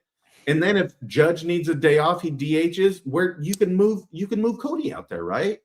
I was shocked. That's what just transformed his defense. Like when the Dodgers first put him in center field that year, I was like, well, is this really going to work? I thought they're just doing it to keep his bat in there, and then they just rotate. And he's also that comes with pedigree of growing up in a baseball field. Like you did everything, and there's something to be said about a kid that can do that, and that's why I just feel like his defense is very overlooked at times. I like it because of what he did at the plate.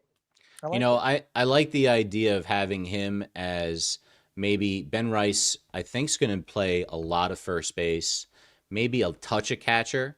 Maybe they do that. And then if they can get Bellinger, he can platoon the other side. He can platoon a little bit. They can rotate guys. He can play a bunch of first. He can play a bunch of left field, right field. Okay, fish right now. Perfect world right there. Okay, you put Ben Rice. You've seen flashes of what he can do. But then you have an outfield of Kyle Tucker, Cody Bellinger, and Judge. Come on now. And you got think about Stanton DHing. Stanton DHing. You have a young kid in Spencer Jones. You can move that's why you get those guys and get rid of Dominguez. Yes. I think that's the thing, that if they're going to make a trade this offseason, and you assume he's going to do something, I just don't know how he could do nothing. All he's gotten is like these minor league contracts. A lot more than you guys think he's going to do. So if he is, Dominguez is clearly the piece that's being moved because they have enough outfielders and they want to sign outfielders. So get that guy while his values is high. Don't let like the Andujar thing happen again, where the guy's value completely goes to the point where you have to cut him. And this is kind of what we talked about too when we were talking about like bringing Spencer Jones up or not. I think if I'm looking at it from that perspective and you have an opportunity and maybe they make the splash and that's exactly what we get, but where the teams that are going to make a trade, Dominguez is big league ready because he's been on a big league field, where you have a little bit more value instead of the projectability of what Spencer Jones can do.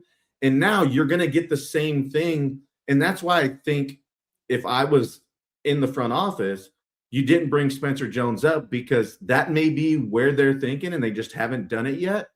Where now it's like, okay, we can make a trade because you have a big league ready guy right now.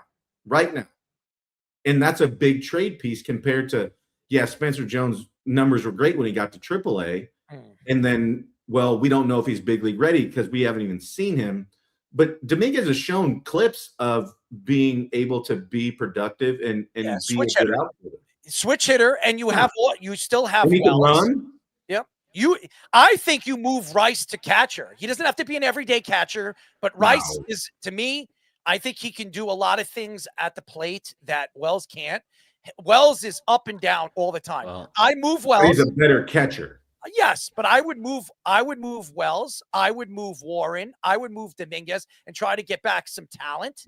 And then you use Rice, and then you bring it. The Yankees always have a good catching farm system. Always do. They always have somebody in that farm system that can catch the ball. So I think you bring somebody up to help Rice out, and that's the way I would go. And then you move Cody Bellinger to first. That's, to me, if you want to win a championship, you got to You know what I would love to see? Errol, I would love to see this, and I've never said like anything that nice about National League Baseball, like the old school without the DH and the pitchers bunting all the time. But if you're going to do this and you're going to get just like a great defensive guy who's going to hit like a $195. I know what you're going to say. I want to see the sack bunt in the 9-hole, getting guys in position, and then you can lead Judge off. And then you can do what you did and get him the 600-something, 700 plate appearances. And then you put Kyle Tucker behind him in the 2-hole. And then you kill everybody all throughout the lineup. And then you just have a guy that can move a guy over at the sack bunt, or he's just good at, situational baseball. Because I'd love to see situational baseball in New York. I don't think we get enough of it currently. And I think that's something that we're missing. I want to stay on here too long because we have a lot more segments to get into. But I will say this. Aaron Boone is a lot smarter than people make him out to be. He's a good manager. I think if the Yankees give him the right players and the right positional players, I think the Yankees can win a World Series. And out of the three guys that we mentioned, and I do believe it, by the way, for all you fans out there that doubt Brian Cashman and Hal Steinbrenner for what they said, trust me, the Yankees are going to make at least 2 to 3 moves before 3 weeks goes by. Errol, you say that though, but at the same time, we've had people that we've talked to and that we know that they're not the front office not going to let Aaron Boone, let him coach the game. Let him do it. You give me the players, let me manage. That is the root word of manager, correct? Yes. So let him do it. Don't be calling me from up there and saying what we need to do. Let me watch the game.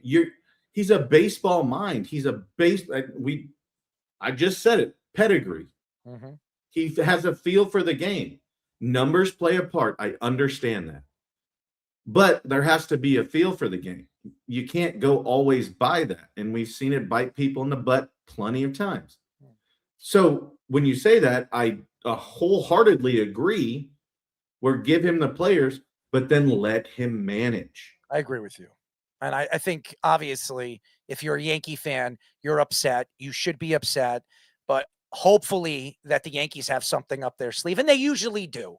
So I'm gonna bet that just because the Yankees haven't really done anything yet, that Yankee fans are like, oh my God, they're not spending money. The Yankees aren't doing anything. Trust me, the Yankees are sitting pat because I believe that 2 of these guys are going to be signed by the Yankees. I believe it. And I got to hope that move doesn't turn into the next Josh Donaldson. No, you don't want to see that. But no. I do believe that 2 of these guys are going to be Yankees one way. I know I haven't said this a lot, but I hope you're right. Yeah. I hope you're right. I know. That you got to save as a soundbite. You'll say that, Jabba. Right. Yankee fans are going to be shooting me after this take. Anyways, when we come back, we got a lot more left. Jabba rules. Alrighty then. And we're going to get into some Knicks. I wrote a story. A lot of fans had their thoughts to it. We're going to talk about it. Tic-tac-no and dial it up. Sports Minute. Here we go. 3, 2, 1. This is the Jabba and the Mouth Sports Minute. All right, what's up, everybody? Aaron Fishman here with your Sports Minute. Got a couple of more stories before we go through the scores this evening. Well, 80s Mets and early 90s Phillies legend Lenny Dykstra is in the news for all the wrong reasons again. The Athletic reported on Saturday that 1986 world champion Lenny Dykstra was arrested on suspicion of possessing narcotics and narcotic-related equipment New Year's Day after a car he was a passenger in was stopped by police in Pike County, Pennsylvania, 25 miles east of Scranton, where he currently lives. Dykstra was not put into custody, and official charges still pending. Nails, as Dykstra was known back in his playing days, has been in and out of trouble for most of his post-career life, with failed businesses and jail time due to bankruptcy fraud, making false statements, and grand theft auto. Dykstra also had drug and terroristic threat charges dropped against him after a 2018 arrest after an incident in Jersey with an Uber driver where he apparently held him at gunpoint. He's 62 years old and has had more trouble in his life than this, including DUIs, sexual assault charges by a former housekeeper, and this weird lawsuit 5 years ago with Ron Darling that he lost when Darling said Dykstra was racist, among other things, hurled racist slurs at hurler Oil Can Boy during the 1986 World Series. Dykstra lost the suit because they believed Darling about Dykstra and because of his extensive record. He also suffered a stroke in February of 2024. The top player in the 2026 transfer portal has decided on his new home. On Sunday, former University of Cincinnati quarterback Brendan Sorsby announced that he will transfer to Texas Tech for next season. Sorsby was second team All Big 12 in 2025 for the Bearcats.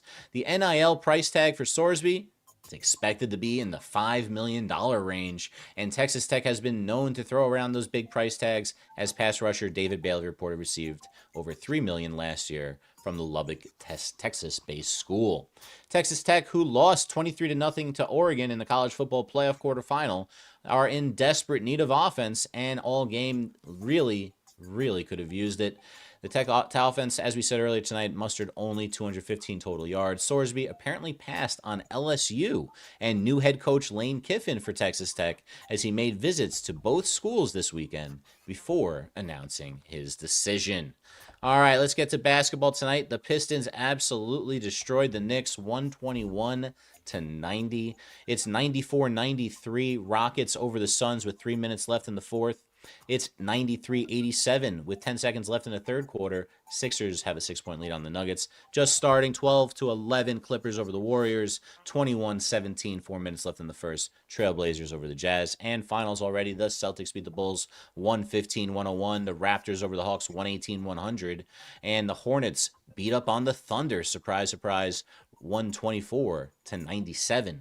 In hockey, final earlier tonight, the Mammoth beat the Rangers 3-2 in overtime after they lost Igor Shesterkin to an early injury.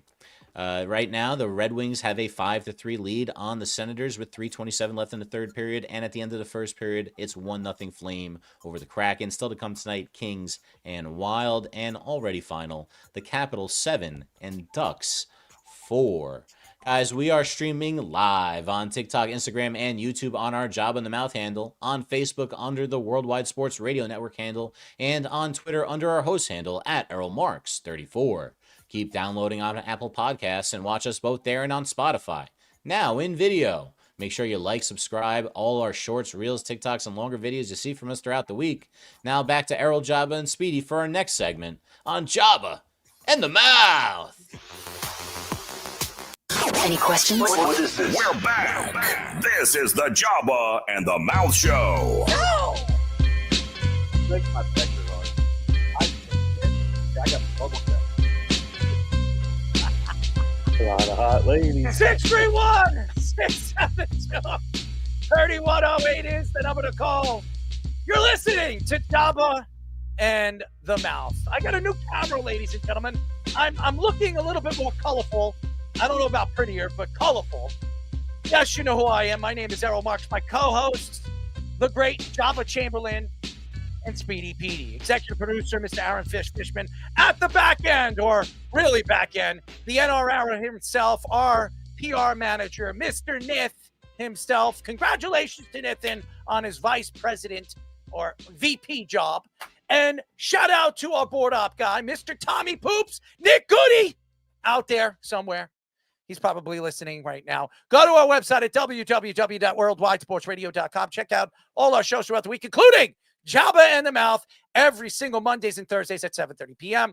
All you have to do to tune in and check out our local listings for all our shows is go to our website at www.worldwidesportsradio.com. Ladies and gentlemen, that was a great take. And this has been a crazy show. Me yelling and Fish yelling and going back and forth. It's been crazy about the Giants. And then Jabba Chamberlain giving you his take on what the Yankees need to do and how many Yankee fans are probably going to kill me if they don't make any moves. Ladies and gentlemen, we call this Jabba Rules. History in the making. You ready? Jabba Rules. I want her melons. Jabba Rules for me today is the extension of the Royals manager, Matt Quatraro. Hold on, brought to you by. Come on, give it to you. We're brought to you by Veterans Renovations. Siding, roofing, anything you want. Still running a new special in teams with our other sponsor, Omaha Steaks. Free estimates, anything you want. Don't let the problem get bigger. Make it smaller. Go to veteransrenovationsne.com. Contact them. Let them know we sent you. And you get now in 2026 a 20% discount. So go visit them at veteransrenovationsne.com and tell them we sent you. Love it. So we are doing the extension of Q, as we called him. I had him in Cleveland, and absolutely one of the coolest, down-to-earth guys and one of the smartest baseball people. And he's like one of those silent assassins, right? Because when he talks, you listen. And I think it's such a great sign for them because he fits that demeanor very well, where he can work with the analytics, because obviously the Rays are always at the top of the analytical market in baseball, and where he can go and basically use all these other things from different teams that he's had with and as a minor league player, and then now the Royals, trying to get more in the analytical side of it and being able to use both of that with what he has. He obviously has a great leader in Salvador, and I don't know if he's ever going to retire because he keeps getting better. It's unbelievable, and his catchers meetings were fantastic. We had Jason Kendall with him because Jason Kendall had to sometimes translate what Salvi was trying to tell us. But it's just such a great hire for them. And then to extend him like that just it exudes confidence, because they're kind of in the rebuilding phase. And I think he is the best man for that, because he can handle some of these younger dudes that are going to have to come up. And now he's got Bobby Witt as a younger guy that can lead some of these younger generational guys, and being able to have that demeanor of understanding what the analytical side is, but also understanding the game. Like, you very rarely see him get fired up, but it was an honor to play for him, even though he obviously wasn't the head coach. But he surrounds himself with good people too. And he should have been a head coach a long time. That whole staff, I don't know how Sandy Alomar doesn't have a head coaching job, manager somewhere. Still blows my mind. But for them, that's a crazy, crazy thing. And, you know, as their manager, really, like, they've had some rough patches, but they've had stretches of where he's led them. And I think for them that it's a great deal. And to have that extension, to know that you're going to have somebody at the helm while you're in this rebuilding phase for those 3 years, I think is huge. Jabba rules, ladies and gentlemen. Breaking news. I farted. Breaking news. Smell my ass. Breaking news. I'm putting you on a leash now. And now, ladies and gentlemen, we call this Alrighty Then. Alrighty then. Alrighty.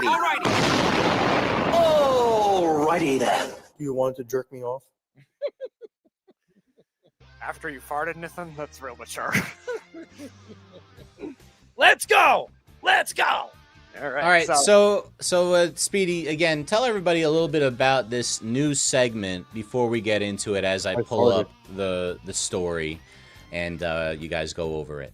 All right. So this is a segment that is based on fan reactions to some of Errol's latest articles. You can check all his articles out on the Worldwide Sports Radio Network website, worldwidesportsradio.com, in the blog section. He has two up recently today, one on Sam Darnold and one on the New York Mets and the dumpster fire they've been this offseason. And a new one that's going to be out tomorrow morning about Aaron Rodgers. Yes, indeed. So stay tuned for that one. So this theme is based on one that Errol wrote on New Year's Eve, actually, about the transformation of the New York Knicks and the coaching difference with Mike Brown versus Tom Thibodeau. A lot focused on the offensive scheme, the pace, and the fact that he actually plays guys off the bench, unlike Tom Thibodeau that loved to ride with campaign, and just how it's made Jalen Brunson a possible MVP candidate. And with all the guys, Jokic, Giannis, that have now gotten hurt this year, definitely could be in that mix for sure if he could stay healthy. But not being worn down by Tom Thibodeau and his playing 42 minutes a game for Jalen Brunson, OG, Josh Hart, and all these other guys. 4 of the top 8 guys in the NBA last year in minutes played were thanks to New York Knicks Tom Thibodeau. But Mike Brown definitely doing it. And let's get to some of these comments, I guess, in a bit once Fish pulls the article up. All right, so let me go through some of the article. We have it up on the screen. And again, By the way, I just want to give a shout out to all the fans that have read it and have put the time. I put a lot of work into these articles, a lot of research. So I hope everybody that has checked out my articles and all my stories know that I put a tremendous amount of time and work into it. So go ahead. All right. So Speedy, I'm going to read the article and then you guys are going to go through the comments, okay? So it's if you haven't been to our website, again, it's worldwidesportsradio.com. A lot of our clips from the show, some of the best clips, the clips that go as viral as we get them to go.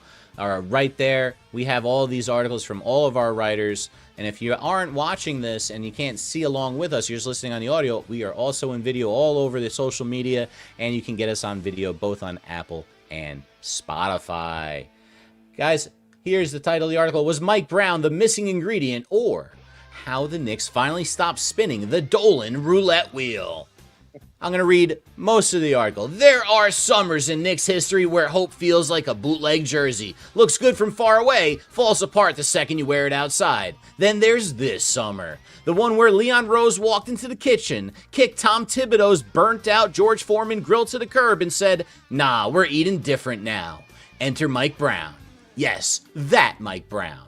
The calm, spreadsheet reading, bench using, Popovich and Kerr certified basketball adult in the room. The guy who doesn't coach like every possession is a hostage negotiation. And suddenly, boom! The Knicks look like a franchise instead of a support group. So, moving on, I'm going to skip a little. Mike Brown didn't just visit championship cultures, he lived in them. Greg Popovich taught him accountability without hysteria. Steve Kerr showed him how joy, spacing, and trust actually win in June. Those teams didn't win because they screamed louder. They won because everyone mattered. And suddenly the Knicks look like they believe that too. Let's address the elephant in the locker room wearing a Timberwolves hoodie.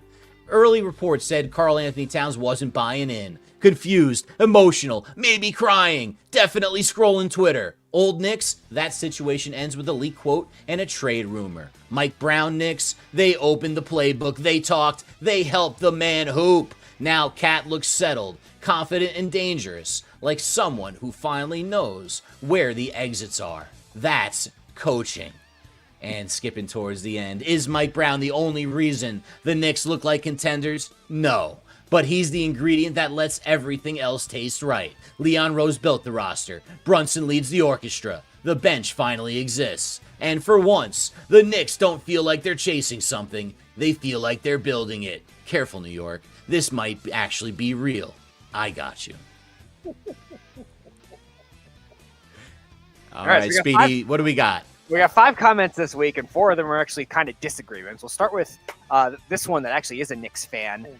He says, King Invalid 96, I don't agree. The Knicks had their best chance their best year in a long time under Tibbs, and he got them very close to making the finals. I'm sure they learned a lot and developed a lot during that season, and I couldn't fit it all in the graphic. He was also mentioning how a lot of those guys that played those longer minutes now know how to endure themselves more. First of all, and I shout out to King, and I really appreciate your comments, and I love it, and I know you're a Thibodeau fan. I loved Tom Thibodeau. I was one of the guys that wrote an article before Tom Thibodeau, a year before, got hired by the Knicks.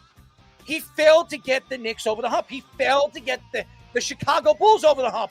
He failed in Minnesota when he got he was the executive, the head of the organization. He had Butler there. He had he had Karl Anthony Towns there. He had Edwards there. He had a superstar cast and couldn't get over the hump.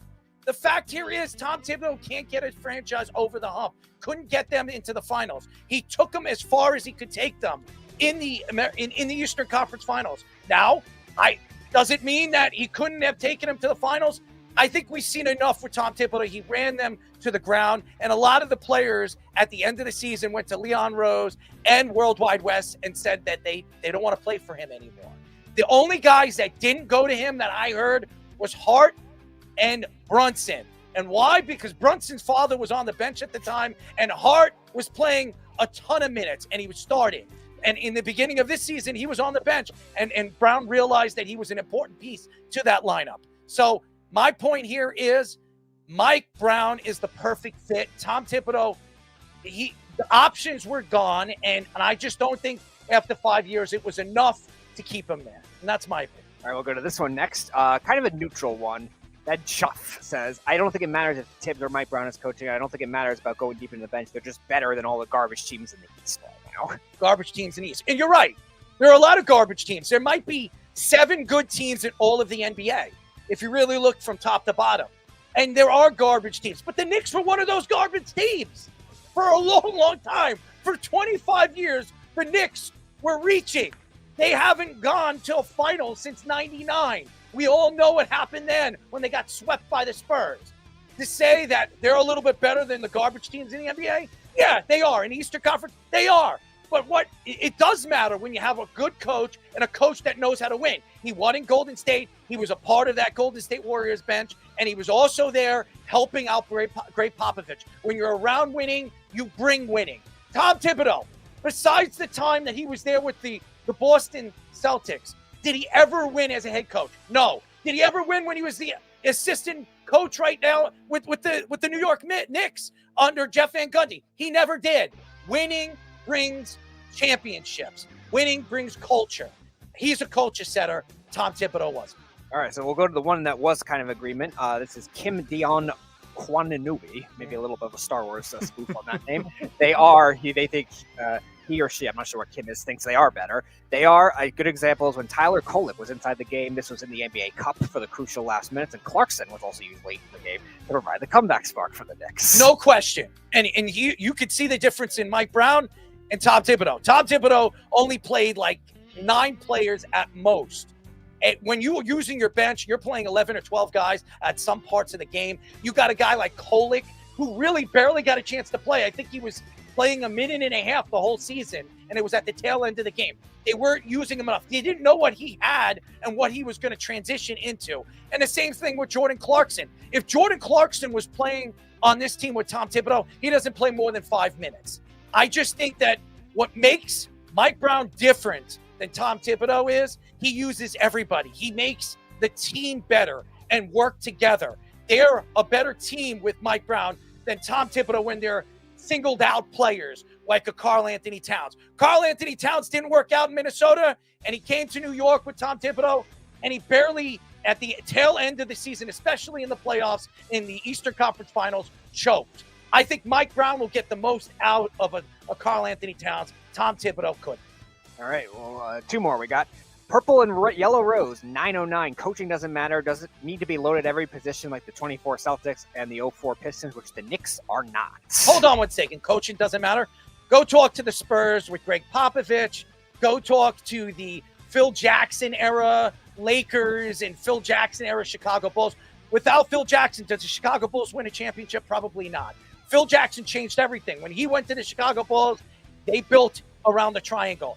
How about this? Steve Kerr, Mark Jackson, with all those players.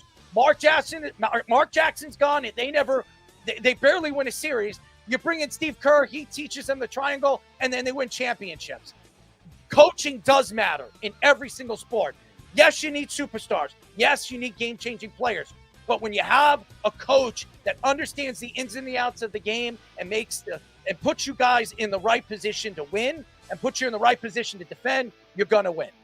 All right, last one. This was the guy that was most interactive with us, and JD Daniels 84. A team with Jalen Brunson as their best player is not a contender in the NBA. You generally need a LeBron, Kobe, Shaq, or Jordan type to win. I want to say this, it didn't fit on the banner, but I also brought up the Giannis trade possibilities. He says that Giannis would be the closest thing to it, but even that, because he's not a great shooter, might not be the answer. Hold on 1 second. Having Jalen Brunson, and you brought up Kobe Bryant. Well, what is Jalen Brunson? What's the difference between Jalen Brunson and Kobe Bryant? Offensively, they're practically the same. Now, Jalen Brunson don't play defense, but that's why you brought in the players that you brought in. You redefine a team. You have a superstar player that's going to put the ball in the net. You need defensive players. Why you brought in Josh Hart? Why you have Mitchell Robinson? Why you're trying to shed off time so Mitch stays healthy? You have those guys that can do the dirty work. And then you have the superstar players that can put the ball in the hole. If you don't have a player like Jalen Brunson, you don't have a player like Karl Anthony Towns, and you just have defensive-minded players, go ask Jimmy Buckets. Jimmy Buckets could never go to the finals with the Chicago Bulls. Why? Because, to me, you had guys like, and I'm just saying, Rose was a great player, but Rose didn't shoot. He couldn't shoot. He was a one-dimensional player. Jalen Brunson he can shoot, he can go to the hole, he can do everything. It's a different kind of game when you're trying to compare Kobe Bryant, Shaq, Jordan. It's a different game now. It's run through the point guard. The best players on the court are the point guard. So to compare the guys like Kobe, Shaq, Kobe was a 2. Shaq was a center. Jordan was a 2. LeBron is like a 3, maybe 2, maybe 1, redefine like a triple type of play. You know, we play multiple positions. None of those guys are point guards. And if you look at the dominant, who won the championship last year? Okay, Who was their best player? What position does he play? Point guard. Rest my case. Game over. Point guards are the most important position in the NBA now. And that's all I'm going to say. All right. Ladies and gentlemen, that was all righty then. And now we're going to have another special guest. And he's going to come and sit down with us. And we're going to have Jabba's son's friend. What is his name, Jabba? Tanner Novostad. Tanner. All right. I like the name. I like it. What's up, Tanner? Tanner, what's up, man? You look like a tall, strong, splendid young man. All right. There you go. We call this tick, tack, no. No, but he has to do something first. Morris, right in the butt. What? We get the prizes cheap because they're stolen.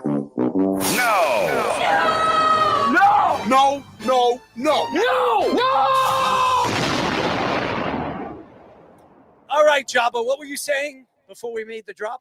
He's got to do something, and Tanner will explain what he has to do. Yeah. All right, so pretty much I lost fantasy football. Coming on to ask you guys what I got to do better next year in the draft to not lose. I could give you all the tips in the world since I won not 1, but 2 championships this year. Thank you, Fish. Wiping the floor with the Fish man. Not once. Oh, come on. Twice, ladies and gentlemen. What do you mean twice? I beat you twice. I beat you in the regular season. I kicked your butt, and I kicked your butt in the playoffs. Pretty simple. Oh, yeah, regular season. I did. All right. So here's my tip for all you fans out there. And I was giving the Beeve this tip, and he doesn't learn and he doesn't listen. You always go running back in the first 2 rounds. I don't care what draft you're in. I don't care where you're drafting. You draft running back. And then in the 3rd round, you always go tight end. I'm telling you, there's not many tight ends, and there are tight ends still available, good ones, sitting there in the 3rd round. So you make sure you get the 2 best running backs you possibly can and the best tight end you possibly can in the 3rd round. You don't draft a quarterback until the 6th round. You never draft a quarterback lower than that. If you do that, you put yourself and you set yourself in position to miss out on the better players and the game-changing players that you need. So that's the way I would go. And I tell you, Tanner, if you do that, I promise you'll be in the top 3 and you'll make the playoffs. Who do I take then? First pick. Who do I take? If you're the first pick next year, Bijan I won't get the first pick, but my first pick, who do I take? Where are you drafting? Probably middle. I'll probably be 4 or 5. How many teams? 8. I go Taylor. Okay. I go Taylor from the Colts. That's what I would have gone. And by the way, I got Taylor in the 2nd round. It's some of these guys. Yeah, that was the pick that won a lot of people leagues. And really, I guess we'll all give like one pick, one little advice thing. It's like just a guy that's going to get a lot of touches. Figure out who's going to get a lot of carries or a lot of targets. I was hot on JSN this year before the season because I was like, who else are they going to throw it to? And he's better than a lot of guys, and Darnold can chuck it. And look at what happened. I'm not gonna take credit to think he was gonna be that good, but I did say top 5, and I would say Errol. Maybe we'll talk about it next show. I think he was the 2nd best receiver this year, not the best. I will say this: next year, if you guys want to look towards next year's draft, Jeremiah Love. You can get him in the later rounds next year, probably in the 8th or 7th round. He will be sitting there in the 8th or 7th round. That's the guy I scoop up in the later rounds because he's a guy that will eventually get the starting job. The kid from the Rams that eventually started to fall in from Michigan, Speedy Corum next year, Blake Corum. Absolutely go after Blake Corum next year. I think he's going to be a big time offensive player for the Rams next year, running the ball. He is going to get more touches next year, and I think he's going to be the go-to guy. So people are going to look past Corum. Blake Corum is going to be a big part of other teams running games in the fantasy in fantasy football next year. So bet your bottom dollar. And by the way, there are guys that you have to look at this year's draft that really stand out. And Speedy, there's one wide receiver that most players or most people don't know about, and he comes from Arizona. Speedy Jordan Tyson. Jordan Tyson next year will be a 6th round, 5th round pick. Pick him up, scoop him up. Whoever drafts him, he is going to be another kid from Carolina who I always mess up his name. McMillan. Yeah. McMillan. He's another McMillan. He's a guy that's going to give you a lot of fantasy points. Expect him to be a big part of most teams' fantasies. That'll probably be drafted in the 5th or 6th round. Tanner, I'll give you two trends that I liked this year. One of which is exactly what Errol mentioned, kind of the rookie wide receivers that are going to be as high upside flexes. I nailed it last year with Brian Thomas, and he was, I think, the 4th best rookie receiver. What happened to him this year? Yeah, this year obviously dipped a bit, but you look at that kind of trend. I've been on it with Michael Thomas in the past, AJ Brown his rookie year. Those later rounds that you could play as flexes, not the like flashy ones right away to plug in as early on wide receiver. That's one, and then just generally, and you saw it this year, older tight ends usually it's good to stay away. Stay away from Nico Collins in the 1st round. Stay away from him. He's not a first part of the season type of wide receiver. It usually takes him 5 games to get settled in. I'll say there's one last thing before we get to the game, and you can stick around and play the game too if you want, man. It's a lot of fun. It's a trivia game, but I think it's important to take a handful of rookies, like take shots at rookies like they're flyers later in the draft. That you never know, like later in the season when we get to playoff time, those are the guys that are getting carries this time of year. Like there's a bunch of running backs that you just heard of 4 weeks ago that people had on their teams at the end of the season. RJ Harvey. Look, like he was not thought of as a top guy. He was going in like 8th, 9th round, Speedy in a lot of drafts. He was being thought of as either the 2nd running back for a team that waited on running backs or the flexes. So like take shots on guys, later in the draft, and like if they have to ride the bench all year until like week 9, week 10, they have to ride the bench. I did that with Travion Henderson, and I got paid off for it. There's a quarterback next year to look forward to, and a lot of people are looking at the list. Jared Goff had an off season this year. I expect Jared Goff to be even better next year. I expect him to be even more explosive. If you're drafting in the 8th or 9th and he's your 2nd quarterback, go after a gun for Jared Goff next year. I think he's going to have a sensational year.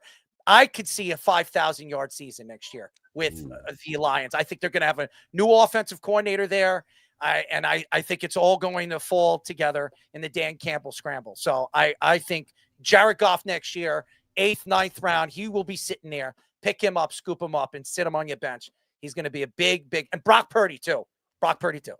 He's got one more thing. All right. LeBron or MJ? MJ, it's not even close. We have plenty of videos you can check on our YouTube page just about this and how we think about it. Tanner, I think LeBron is the 2nd greatest player of all time. I really do. It's MJ, Steph Curry, LeBron. Oh boy, you're out of your mind. I think your thumb is up your ass or something. You might need to drive it a little further. There is no way Steph Curry is in the top 3. He's not in the top 5. In his era. The era? Are you kidding me? He's not better than Magic Johnson. He's not better than Larry Bird. He's only like 5 years younger than LeBron. Dude, he's not even close to any of those guys. And as much as Steph Curry is a great 3-point shooter, he's not even a point guard. They consider him a point guard. He's not a top 5 point guard of all time. So to sit there and put him in your top 5 of all time, you must be drinking. What are you smoking? Purple Haze? What are you doing? What is it? Kush? What is it? Listen, you got to give me some of that stuff because I need to get some high. I need to get high. I don't think Nebraska has it legalized, Errol. I don't think they can do that over there. I'll like do the it island. I'll do it for you. I'll get high for you. Okay? I mean, seriously, you got to be high if you think Steph Curry's in the top 5 of all time. No. It's ridiculous. Yes. That is ridiculous. But that's okay. Tanner, we love you. We got to give you some credit. You had the balls to come on here. Where is Cart? Where is the Cart man? Where is he? He's hiding. That's 6'5", throws hard, and doesn't really crawl to the cameras, or he needs to learn a little bit from Daddy Dukes over here. But anyways, thank you, Tanner. Yes, sir. You want to stay on tic-tac-toe? I think Carter's going to take my spot. All right, let's get him. Let's do it. Let's get him. All right, I'll get Carter on right now. The tic-tac-no debut of Carter Chamberlain. Here it comes. Lick it and stick it. All right, we'll start with a little baseball. Trivia question based on our guest for today, Bobby Valentine. Which figure in 20th century American history, so not a baseball guy, but he was involved with the team, I guess, was involved with Bobby Valentine getting fired for the Texas Rangers in 1989? Wait, hold on. The music's way too loud. Turn it down, please. Say that one more time, Speedy. So which figure in 20th century U.S. history was involved in Bobby Valentine getting fired by the Texas Rangers in 1989? Wow. Yeah, what do you got? Oral Hershiser. No, not Oh, a a baseball. politician. A politician? I don't know. What the hell do I know? There's two guys it could be. Politician. He's got to be a big name. I got it. What do you got? George Bush. It was either George Bush or it was Ross Perot. Yeah, this is correct. Home run, baby. Home run. Wait. Which Bush? Yum yum. Which George Bush? The old one. Yes. Okay, yeah, that's right. All right, let's get it up there. Errol, hold on. It's not the screen is not shared yet. Here it is. Where are we going? Middle? You put it wherever you want. You said that in such a strange and like Thank God my excited girlfriend's way. not here. You want to jerk me off? Oh God. Yeah, Nathan would want that. Yeah, don't get Nathan so I am excited. a legend. But All right, Speedy, next question. All right, we'll go to some college football. So Oregon has the fourth most ever wins for any team that has never won a national championship among Power 4 teams now. So what current Big 12 team has the most wins for that type of logic? Power 4 program that's never won a national championship. But has the most wins. They have the most total wins among Power 4 teams that have never won a national championship. They're currently in the Big 12. Jeez. I'm gonna just say Texas. Yeah. I'm sorry. They have won a national championship. I don't know. Okay, never mind.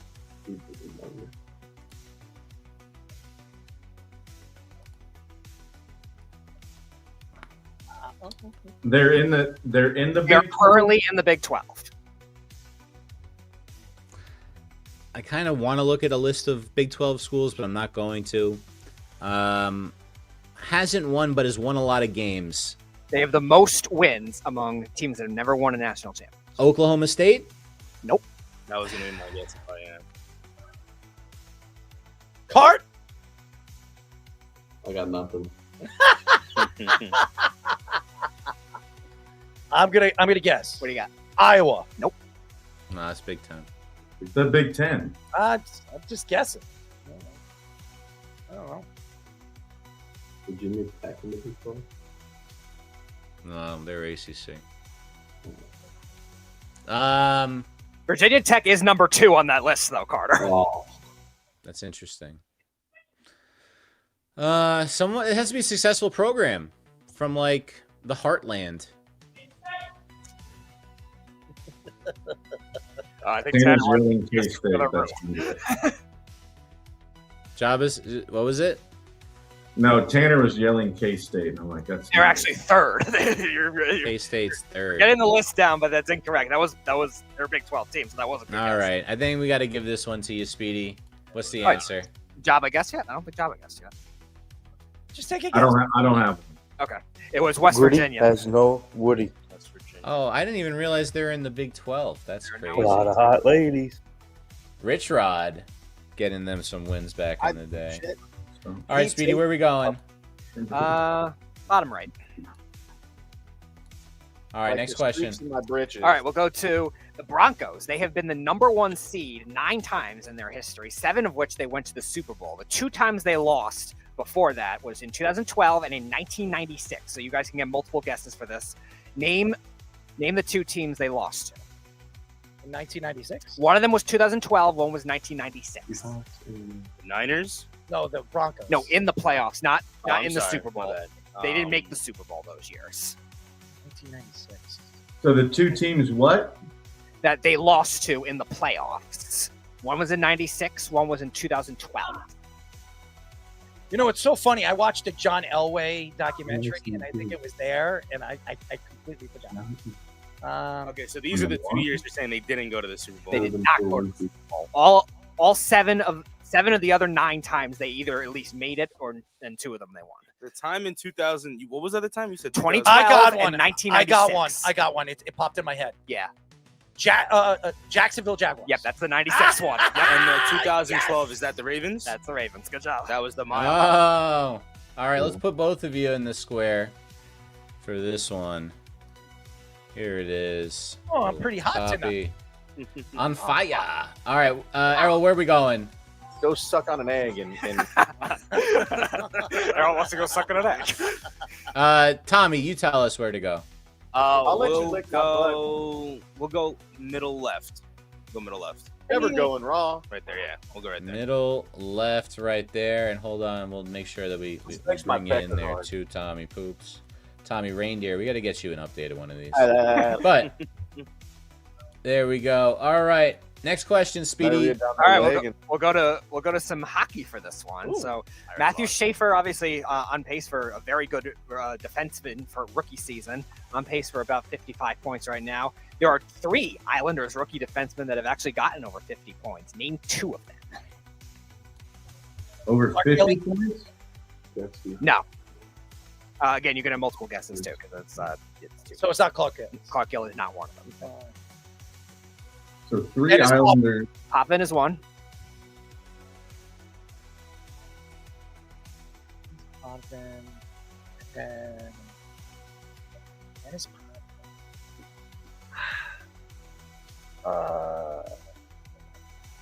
I got one more. I'm going to take a guess. Is it Zdeno Chara? Nope. What were the numbers again? So 2 out of 3 Islanders rookie defensemen that have gotten over 50 points. Potvin was one of them. He had 54 in his rookie year.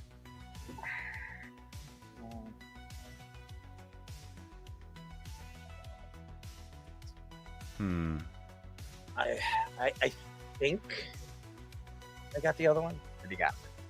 I can't answer it. I got to let them do it. Oh, that's right. You can take my guess. All right. I got nothing. You can take my guess too if you want. All right. I don't have much Islander history. You win this one, Speedy, because nobody's got nothing. Errol can take all of our guesses. I looked it up, and I have no idea who the hell those guys are.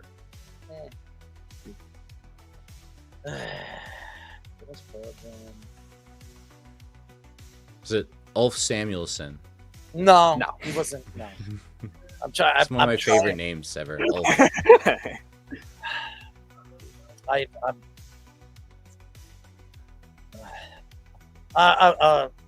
What's his name again? They drafted him, and he had the eye problem, right? He was a number 1 pick. Brian Berard. No, that's not him. I give up. All right. So one of them is Stefan Persson, who did it 1980-81. Stefan Persson. I didn't remember. And that. the other one was, I think, early 90s. I think 92, 93. It was Vladimir Malakov. Vladimir Malakov. Oh, I was gonna say Vladimir something as my guess, and I was gonna be close. I was gonna say, who do they have? Who else was a rookie? They had some a lot of. Was Kasparaitis a rookie there too? Yeah, but he doesn't score. He didn't score. He was just like a bruiser. I know Darius. Yeah. As long as she's using dude wipes. All right, Speedy. I'm assuming you're going for the block. Yes, here. indeed. All right. Next question. We gotta stop him right here, guys. All right, so we'll go back to college football. So obviously Pete Golding, an interim coach that's in the college football playoff right now. There has been no interim coach that has ever won the national championship, but 2 coaches in the last 15 years have won it a few years after they were named interim coaches of their teams. Name the 2. and again, you get multiple guesses. I'm sorry, say that again. So 2 coaches that were previously interim coaches when they were hired a few years before they won national championships with their respective teams in the last 15 years have won. Jeez. Have won national championships, not that year that they... No, not that year. No team has ever done it that same year, but a few years later. Well, Nick Saban's got to be one of them. Nope. Well, Nick Saban was never an interim. Had to be an interim coach, so he had to So he take had to over for take some over that team at the time. Oh, I know one of them. What Ed do you got? Ogeron. Yes, that is one. Oh, damn, that is one. LSU, right? Yeah. I can't even. He Coach took O. over in 2016, and then he won in 2019. I'm gonna need some help, boys. Last 15 years, who's won the national?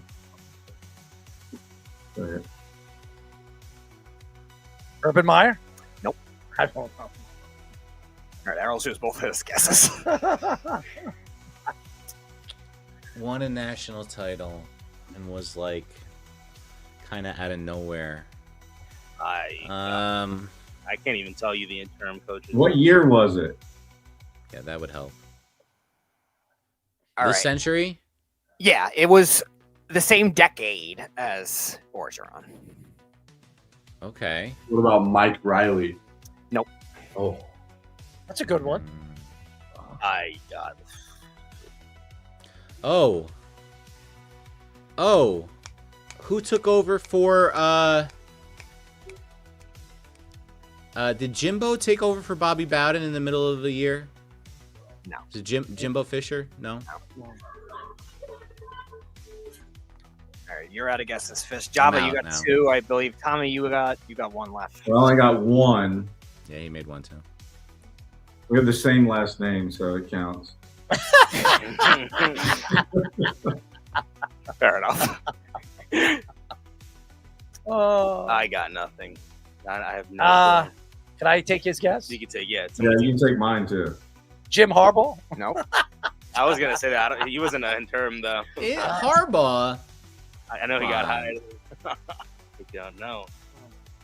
I really don't know. I'm trying to think who won a national championship, and it could just pop in my head. But Is that like I had to take a shit. I don't have any more guesses. I can't even. I got the bubble guts. What about Skidmark? We got to stop him here, guys. I don't. Another know. toe I have one other idea, but I have no idea if he was ever interim there before getting it. Like, But I think he always say that. might have been. Can I borrow someone's guess? Do I still have a guess left, or Yes. Yeah, all three of you have one left. Java, you can go ahead and take mine? All right. Is it Dabo Sweeney? it is. Oh! Jump, but I thought that was wrong. Good job, Fish. Yeah. All right. Let's go. For the block. So Dabo was an interim. I didn't even know Yes, he was. Give me some tone. Yeah, I feel like I remembered something about Or that. 11, something like that. It was early that decade he took over, and then his first national championship was in 2017, and obviously won a few. After that. One more after that. All right, Speedy. Look at how the tables have turned. I don't care if Java wins either. All right. So we'll go to the NBA for this one. So Nikola Jokic, you talked about it last week. Fish had the 56-16-15 game, which that was the first time in NBA history that has happened. I have looked up 50-point triple-doubles, though. There have been only 2 of them that have been with 20 rebounds in it, one of which was an older player, one of which is a player that is still active. Job, I liked my shrimp. I mean, it's obviously Will Chamberlain, Will Chamberlain the is older player. one. That is correct. what was the question? So there is, among players that have had 50-point triple-doubles, only one of them have done it with 20 rebounds in the game. So Fish got the older one. That's Wilt Chamberlain. And the other one is a player that is still active. Is it Russ? Luka Doncic. Got it, Luka. Luka? Oh, Luka, yeah, Carter. That's awesome. Pass liquor. Hold on, we got to do Nova. something in honor of Nova. this victory that we Pass just liquor. got. I love Lisa Ann. No, Luka got that's not 60 in what that we're game. doing. I like one of Although Luka I got should put that graphic in up. that game as well. I think he was 61, 20, and 12, I want to say. All right, so for the My win, rear end is burning. Oh, we look at that. are right there. And now that's it. Congrats. We Doo-doo. beat Speedy. Carl plays with himself. Tic Tac No. Droba. Ass liquor. Hey, LeBron's the GOAT. That's all I gotta say. LeBron's the GOAT. Enters on controversial ending. Walked it off with the LeBron comment. Blow my back out. He's got to get his ass blown. Oh. All right, ladies and gentlemen, our final segment of the night is Dialed Up. We interrupt this regularly scheduled hot mix to bring you important news bulletin. We got a big broadcast to do here. We're about to dial it up. All right, guys, welcome to Dial It Up. This is everyone's favorite lightning round sports news segment. Errol hasn't seen these stories whatsoever, but he's going to see them right now, and he's going to react to them, and then we're going to comment off of his reaction and move on to the next one. Here we go. First story for tonight. Oh, it's a good one. Take a look. Errol, we talked about it earlier today on the phone. I wanted you to get a chance to go off on it here. Matthew Schaefer. 2 goals, including an overtime game winner. He's got 28 points. He's crushing it. He's got 12 goals. I mean, what can't this kid do? He's 18 years old, playing 24 minutes a game. He looks like a seasoned vet, and he's 18.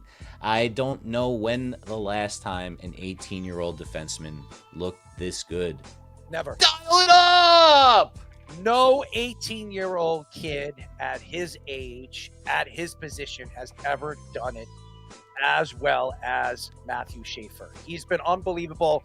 One of the best players I've seen come out of the draft in the last, I would say, last 15 years. The last person I can remember that's blown up as fast as him, he was an offensive player. You know him as Sid the Kid, Sidney Crosby. He's been unbelievable. The fact that he didn't make the Canadian team is surprising. This guy is a superstar. I think he's the face of the Islanders. He'll be the face of New York sports in the very near future. He's fun to watch. He's likable. His mother passed away. You see that he was trained. He was taught the right way. He's a good, kind soul. He lives with Maddie Martin. He takes care of his 2 daughters. You could see that he's a family guy. He loves his father. He loves his brother. His brother's 9 years older than him. He doesn't even give the compliments to some of the best players that he watched as a kid. He says, I looked up to my brother who's 9 years, the veteran. He's just a likable person. There's nothing else to say bad about the kid. And if you say anything bad about the kid, I don't care how much you hate the Islanders, you can't hate this kid. He's a superstar.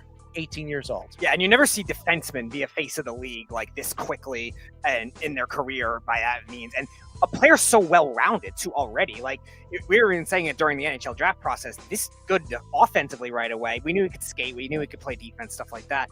But this good offensively, having 12 goals. Most defensemen in the league don't get 12 goals. Like there's only a select few each year that would do that. And then now all of a sudden, you're getting it in his rookie year. He had 2 against the Leafs, which I'm sure Islander fans love.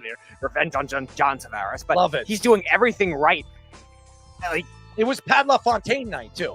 So. Yeah. And 18 years old, and he's already as complete of a player as it is, and as much of an icon. It's a perfect thing for a team like the Islanders that, again, they made the trade deadline moves last year. We thought they were an old core, and now they're all of a sudden getting lots of national headlines too, not just bye Sleeping Lou and hello Matthew Schaefer. Yeah, and you talk about like the face of the league, like you only see that as Sidney Crosby, Connor McDavid, Ovechkin, guys like that. Like for it to be a defenseman, like when's the last time that's happened? Probably like Bobby Orr. And I want to say something. I want to apologize to the Islander fans. I wanted Misa. I was wrong.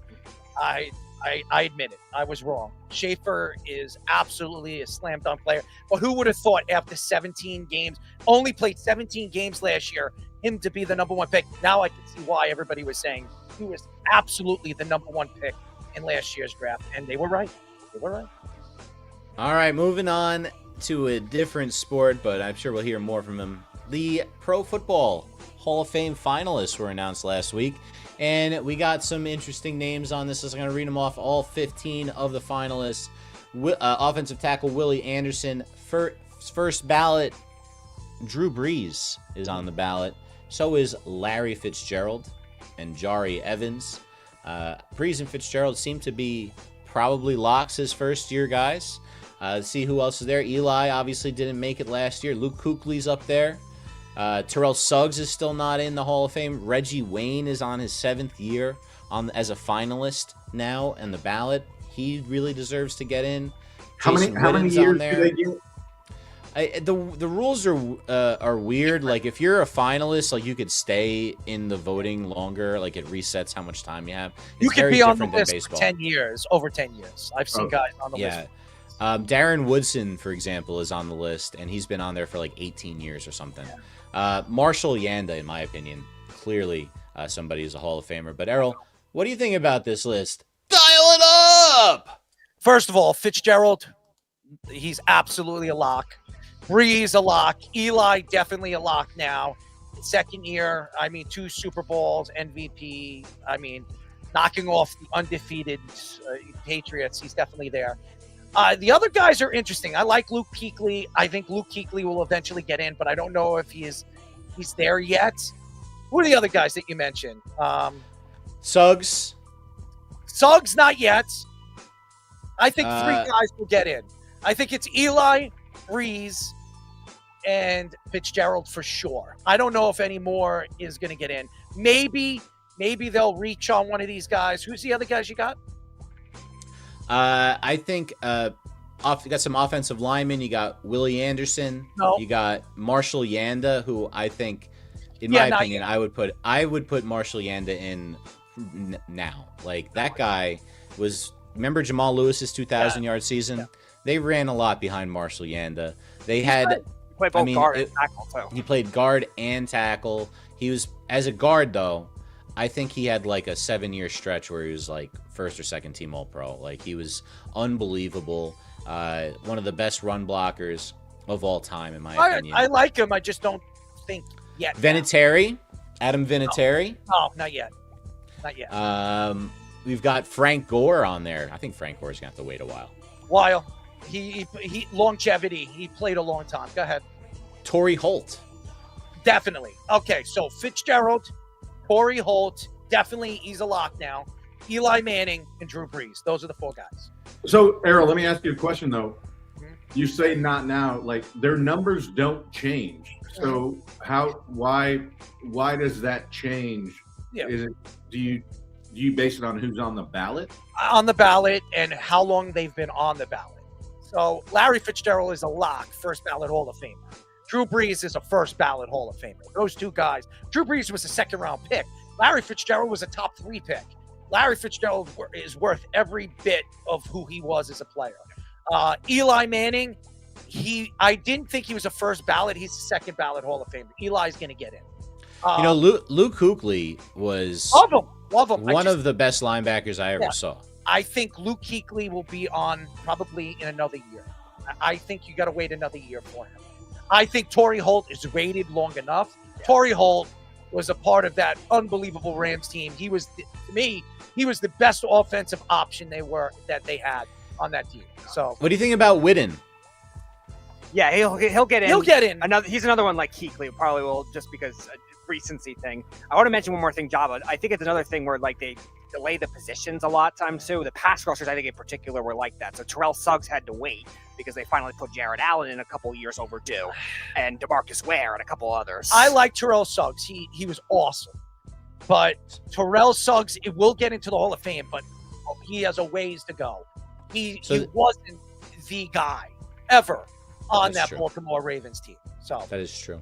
Yeah, he was a freaking monster though for a long time. Played forever. He came back from a torn Achilles at like 35 and still played well, which was crazy. There are 5 other candidates. There are 3 senior candidates: Ken Anderson, Roger Craig, and Elsie Greenwood. And Bill Belichick is a finalist as a coach. I would think that's a no-brainer. Bill Belichick, definitely. As a 1st ballot. And Robert Kraft is a contributor. I don't know if they're going to do that before they do Belichick. Roger Goodell has a love. Has a love fest for. Would they put Kraft in before Belichick? They got to go in at the same time, don't they? No, I think Belichick goes in first because he's, to me, I agree. Besides the one coach over there in Lombardi, he's the best. He's the greatest coach of all time. So does his girl give the speech though if he gets inducted? I hope not. Keep her far away from that stage. But she might introduce him, which is disgusting. I wonder what kind of ironic jewelry she'll come up for the occasion. Now, let's move on to this next story. Jabba, I told you we were going to get to this today. Oh, man, this is an interesting one, Errol, and it has to do with the Nebraska Cornhuskers men's basketball team, who told their fans to stop storming the court already. Yes, the Huskers knocked off, most recently, Michigan State, who I think Jabba ranked 8th or 9th at the time. Nebraska's ranked in the top 15. They beat them, and the fans stormed the court. It's starting to get a little annoying. The players have decided to tell the fans, we don't need to storm. This is what we're supposed to do. We're supposed to win these games. Now, all other undefeated teams are in the top 5, but Nebraska is starting to make a whole bunch of noise. Dial it up! I don't know about supposed to win. I mean, Nebraska's not known for their basketball. But I will say this. If they're winning games and they're beating teams like Michigan State and Izzo, you should storm the court. Why not? Enjoy the time that you're on top. You're in the top 15. It's not easy to get into the top 15 in college basketball with all these teams that are recruiting, heavily recruiting. You don't even have a top-end coach there. You don't have a John Calipari. You don't have a Rick Pitino. But you're finding ways to win games against big-time teams in Izzo. I think it's an amazing feat right now. They're going to make the tournament. It looks like they're going to get into the tournament, and they're going to make noise. Why shouldn't the fans be excited? So I absolutely think they should be storming the court and having a good time. I love it.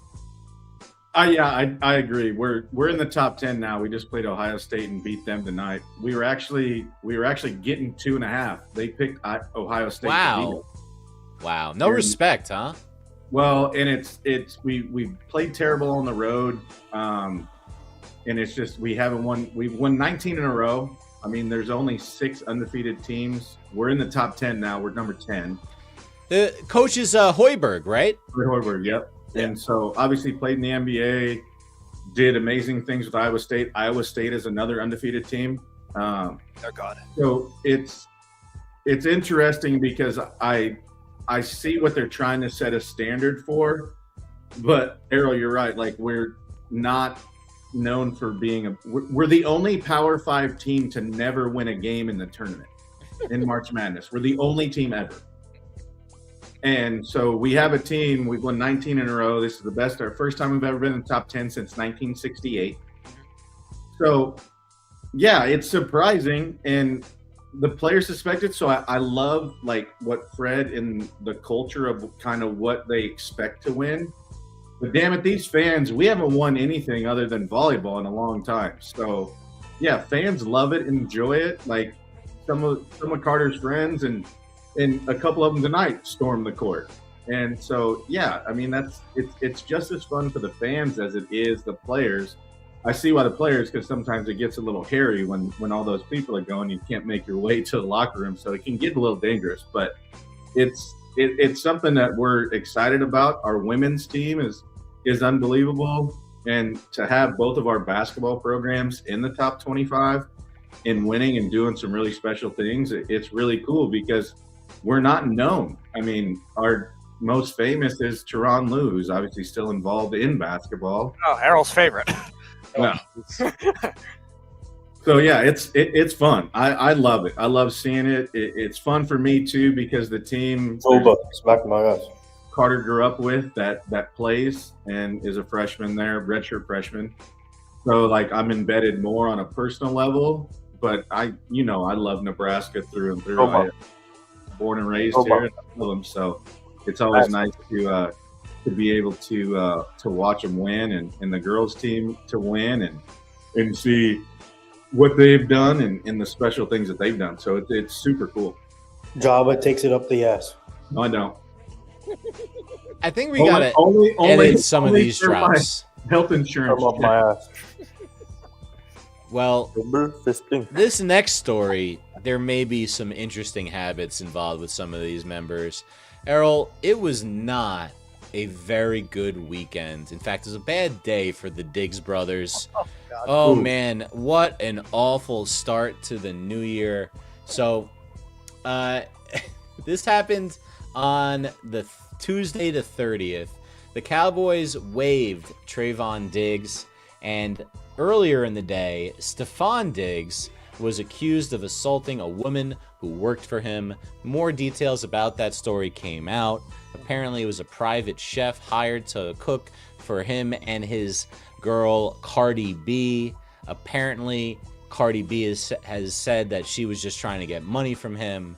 Apparently, Stephon Diggs put hands on her, and that is the story as so far we know. But we don't know what is true and what is just Hollywood gossip, I guess. But Trayvon Diggs' play has consistently fallen off the last couple of years. He's not the same guy pre-injury. Everyone remembers that 11 interception season, Errol. Yep. Man, it was real tough for a Diggs fan last week. Dial it up! Two big mouth idiots, okay? Two Diggs brother that equally are complete morons. One that really is an overrated football player that had one good season and got a $90 million contract because in Jerry's world, he overpays players. And then you have Stephon Diggs putting his hands on a woman and threatening people. And this has been a problem with Stephon Diggs for a long, long time. And I'm not talking about women.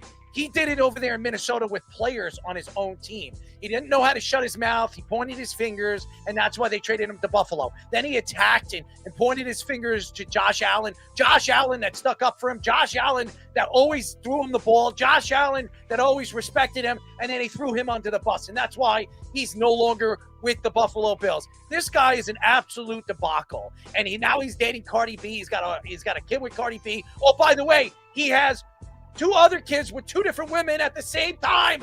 Stephon Diggs is a pig, an absolute rotten pig. The Diggs family need to be tossed to the garbage. Gone for the wild. And hopefully we don't see Stephon Diggs on a football field in the playoffs. Goodbye. Farewell. Yeah, I think the big emphasis on this, like you mentioned, Errol, is, of course, just their big mouths. I mean, they absolutely do not know when to shut their big mouths. And the thing is that it keeps getting them into trouble. Whether, like Fish mentioned, whether or not this actually did happen with Stephon Diggs, who actually cares?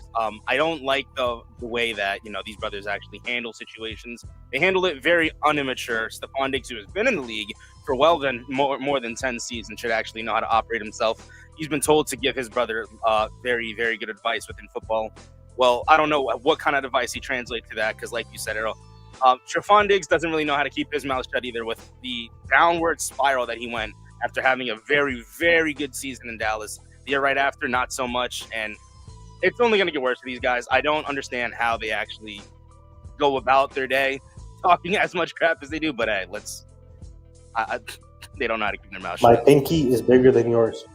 Should be said, Trayvon Diggs did get picked up by the Packers on waivers and did play a little bit in the last game. So now he's reunited with Micah Parsons, who is healing from the ACL. And Micah actually said he's going to love it. It's not like Dallas. We're actually going to go to work or something to those lines because we all know it's a playground in Jerry World. Last story of the night, boys, and it's a good one, as they all are. Yes, there he is. Anthony Rendon's contract was finally bought out by the Angels. Yes, it could in one of the most unbelievable money grabs of all time. Anthony Rendon, who won a World Series with the Washington Nationals, signed a 7-year, $245 million deal in 2019. Well, now the final $38 million was bought out for the 2026 season, and it's spread out over the next 3 to 5 years, giving the Angels some cash to presumably spend on basically nobody and finish somewhere near the bottom of the division once again. But at least we don't have to worry about the Anthony Rendon contract anymore. What does this say about? I mean, I guess in the guaranteed money world of baseball, Errol, guys can just do this if they really want to. I guess Rendon did. Dial it up! Well, Anthony, I'd love to be your best friend. I'd love to be your girlfriend. If I was a girl, I'd love to be your wife. Who wouldn't want to be? $245 million and do nothing after that. Have done nothing and get pretty much free money. He won the lottery, ladies and gentlemen. He was given $245 million from one of the dumbest owners in Major League history. He's made a tremendous amount of mistakes, and this was probably the biggest one. I mean, he's an old man, and he might, die in his grave and roll into his grave after losing $245 million for nothing. But Anthony Rendon is one of the highest, ridiculous, most stupidest signings in MLB history. And now he's sitting pretty in Hawaii or wherever the hell he is, in front of the wonderful sun, and probably on a beautiful beach over there in Anaheim. Wonderful, great, congratulations. Angels suck, ownership sucks, and Anthony Rendon is smiling right to the bank. Yeah, he definitely got his bag, and he showed that because that total contract, he barely played that amount of games. It was like 256 games that he played. So he never wanted to try and come back. Like, he got the bag and was like, this. It's kind of like Jacoby Ellsbury when he signed with the Yankees, and the amount of games that he played comparable to what it is with Rendon. But it just, I don't know when you get that kind of money where you just stop caring or you don't stop working. But the fact that he knew in whatever, but the fact of the matter is, if Anthony Rendon walked down the street, you wouldn't have any idea. And so he can just walk in silence and just go in his piece, because he's not an Aaron Judge. He's not guys like that stand out in the crowd. And he got his bag, and I don't fault anybody for getting their money. I love the game of baseball. I wish he would have done it a different way, but I can't be a hypocrite and be like, well, because I don't know the dude, so I can't really talk. But from an outside perspective of seeing it and knowing guys in the game still, he never really tried to. And he made that very, very prevalent in the way that he conducted himself by not really answering questions or doing anything, and not really looking like he cared. But at the end of the day, he's still getting paid, and he gets to sit on his couch and beat his meat. Uh-huh. Listen, he give me a couple of $1 million, I'll beat his meat. So he made you're an interesting person, but Rendon made like almost $1 million a game. That's even better than what Ohtani's making. That's just stupid. You know what I keep thinking of, since he played third base in the movie? He's like the real life Roger Dorn from Major League. the guy who just, he obviously made money on a contract. He's got a nice house, trophy wife, and everything. And not going to get dirty. It's not going to get dirty until, they get on him in the pennant race, and Charlie Sheen, has his way with his wife, apparently. So that was Dial It Up. Well, I will say this. Thank you to Bobby Valentine. Wow, was he great. Bobby Valentino, or Valentina, or whatever we want to call him. But Bobby, you were great. Thank you very, very much for joining us. And sorry I messed up with your name for a little bit. Anyways, thank you to all the fans on Apple, Spotify, on the video and audio section over there, keeping us at the high 200s. And right now, just fighting to get to that 100 spot. So thank you to all the fans out there. Thank you to all the TikTok, Instagram, Facebook, X, and YouTube fans. Jabba in the Mouth, Worldwide Sports Radio Network. We really appreciate you guys. We love you. Keep up, keep following us. Keep understanding the work and the time that we put into this. And we expect big things this year, a lot of big things. And get ready, guys. We're going to hit home runs and steal a lot of bases in baseball terms. But it's been a great one. It's been our first show of the year. We're in 2026. And like I said, ladies and gentlemen, get ready for the ride, because we're going to take you on a big one. So that's it. We will see you Thursday. Speedy, who do we have on? Actually, Nathan has our guest for Thursday. Nathan, you're able to get somebody. Fix your glasses, Nathan. Grow up. Hey, whoa.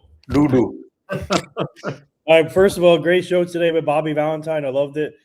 He brought a lot of great stuff. So Thursday booked my good friend Timmy Witherspoon. He's a two-time heavyweight champion. boxing legend. He'll be coming on at 8:45 p.m. Eastern. Originally, it was John Minch, but he can't make it. So my guy, Tim Witherspoon, will be joining. So I want to tell everybody, Tim Witherspoon, I met when I was a kid. I was at the Poconos, and I was in the hot tub, and he was talking, and he had a conversation with my father. I'll never forget it. And he was like, "Oh, I was the heavyweight champion of the world." And I was like, "Who the hell are you?" He's like, "I'm Tim Witherspoon." I was like, "I never heard of you. I've heard of Mike Tyson. I never heard of you." And he laughed, and we actually hung out with his family the whole time when we were there. So I'm going to mention, I think he's going to remember me because I was the crazy white boy. So that's what he called me. So true story. Yeah, I'll never forget. I got into a fight with my father that time that we went to the Poconos, and I ran through the woods because I was trying to get away from my family. And I ran. So the if you ever been to Poconos, there's a lot of woods. I ran through, took a detour, and met them on the outside. My father didn't know how I got through the woods and got to the end of the detour faster than they did. So that's a true story. I'll never forget that time. And I did meet Timmy at that time. So I don't know if he'll remember it, but I did. His sons were young. It was pretty funny. It was a good time. I love the Poconos. So Tim Witherspoon. All right. First time on Jabba on the Mouth. All right. Anyways, it's been a great one. First show of the year, something to remember. And ladies and gentlemen, we've got a lot more to go. Until then, this is Errol, Jabba, Speedy, Fisherman, the old Nith, and the Poop Shoot saying good night. Oh, and Speedy saying good night. We'll talk to you then. Good night, everybody. It's the Worldwide Sports